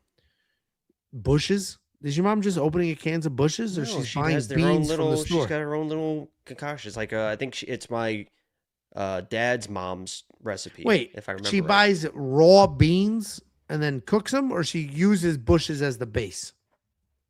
Yeah, it's canned beans as the base. That's what yeah. I thought. Okay, Yeah, but she's that's got her what- own okay. special Now we thing got she there. goes We got into there. it. Hey, Yeah. we got there. Ask my mom doesn't even own a can opener, What and that's easy. why I'm so thick and hearty and What easy. what is it? What Now then, what easy. you're describing, then we're shutting this shit down. No, we've told it before. Okay, so we're gonna shut this shit down, guys. Thank you for being here. We You don't want to appreciate. stick around for this Armin versus Mikhaev? A little? No, I gotta piss and I gotta eat. I haven't had dinner. You've been. You got. Jesus, man. You've been Pete 4 times. didn't eat dinner, so people know, are like, but- he's slurring his words. Yeah, because I had fucking 2 giant You hear that, guys? He's 7-Eleven. putting off dinner with his family now for it. They ate. I didn't eat because Yeah, I I had to know, do this. Angelo. You keep isolating yourself. We're here for you, buddy. Don't get mad. Don't go to bed mad. I don't go to Matt. Tiffany goes to bed, man. Oh, man. You know what she did? She fucking Sunday at a volleyball game or a softball game. This stays here, guys. This stays here. It stays here. I go to I play Just us volleyball. girls. I play volleyball at 3:30. It's me. It's a big You're team. playing volleyball? Did I say volleyball? Fuck. Softball. Oh, God. Okay. What I confused there is I play softball at 3:30. She takes our daughters to volleyball from 4 to 6. Mm-hmm. Okay. That's And 2 I hours. said, hey, yep. And then you got to drive Hold there on. and you got to drive back. Okay, hold on. No, yeah. You start marking that up. I'll keep going. And I said, hey, after softball, me and the rest of the team are going across the street. 4 to 6. 4 to 6. Me and the rest of the team are going across the street to the bar. And what Because time there's was a- that? 4 to 6 for volleyball, Right. 3:30 for softball. Till when? And it's 1 hour. It's 55 minutes maximum. No matter what's happening in the game, they ended at 55 Oh, minutes. so you could have. There was enough time to still go to volleyball. No, that's not what's up for debate. But 3:30, that gets you to like 4. You still have a good over an hour of this hour to be with your family. But you went where? Where did you go? Are you a woman? And where did you go? Is this some woman Where did you go sympathizing? instead of going to your family? to the bar with all of my teammates. The bar. Ladies and gentlemen, With my please teammate. pray My Oh my teammates. God. You're not seeing what's going on? It's We right had in a front of blast. you. We had a blast. It was so fun. It was so fun. 8 of us went. 3 of us made it to the end. And the funniest part about all of it, is the 3 of us that made it to the end, each individual of our wives were just fucking texting horrible shit. Just pissed. We were all home by 8:30. And we're getting fucking come home now, the kids, the whatever. The women, they're all the same. If you are watching this and you're not married, you're good, dude. You are good. There is not a hole in your heart. You are fucking good. I couldn't even get a few drinks after a softball game with the boys without getting angry. Like when I say angry text messages, I'm not talking like, hey, pussy. Worse. Okay. Far worse. Very angry messages. Very angry. Because I celebrated a spectacular loss with my How teammates. many is a few? I don't know. I didn't keep track. She was just dividing up the bill. I don't fucking know. It was You a couple don't know. hours. It was a couple hours. So it's 10 plus, I would say. No, it's not. It's definitely not over 10.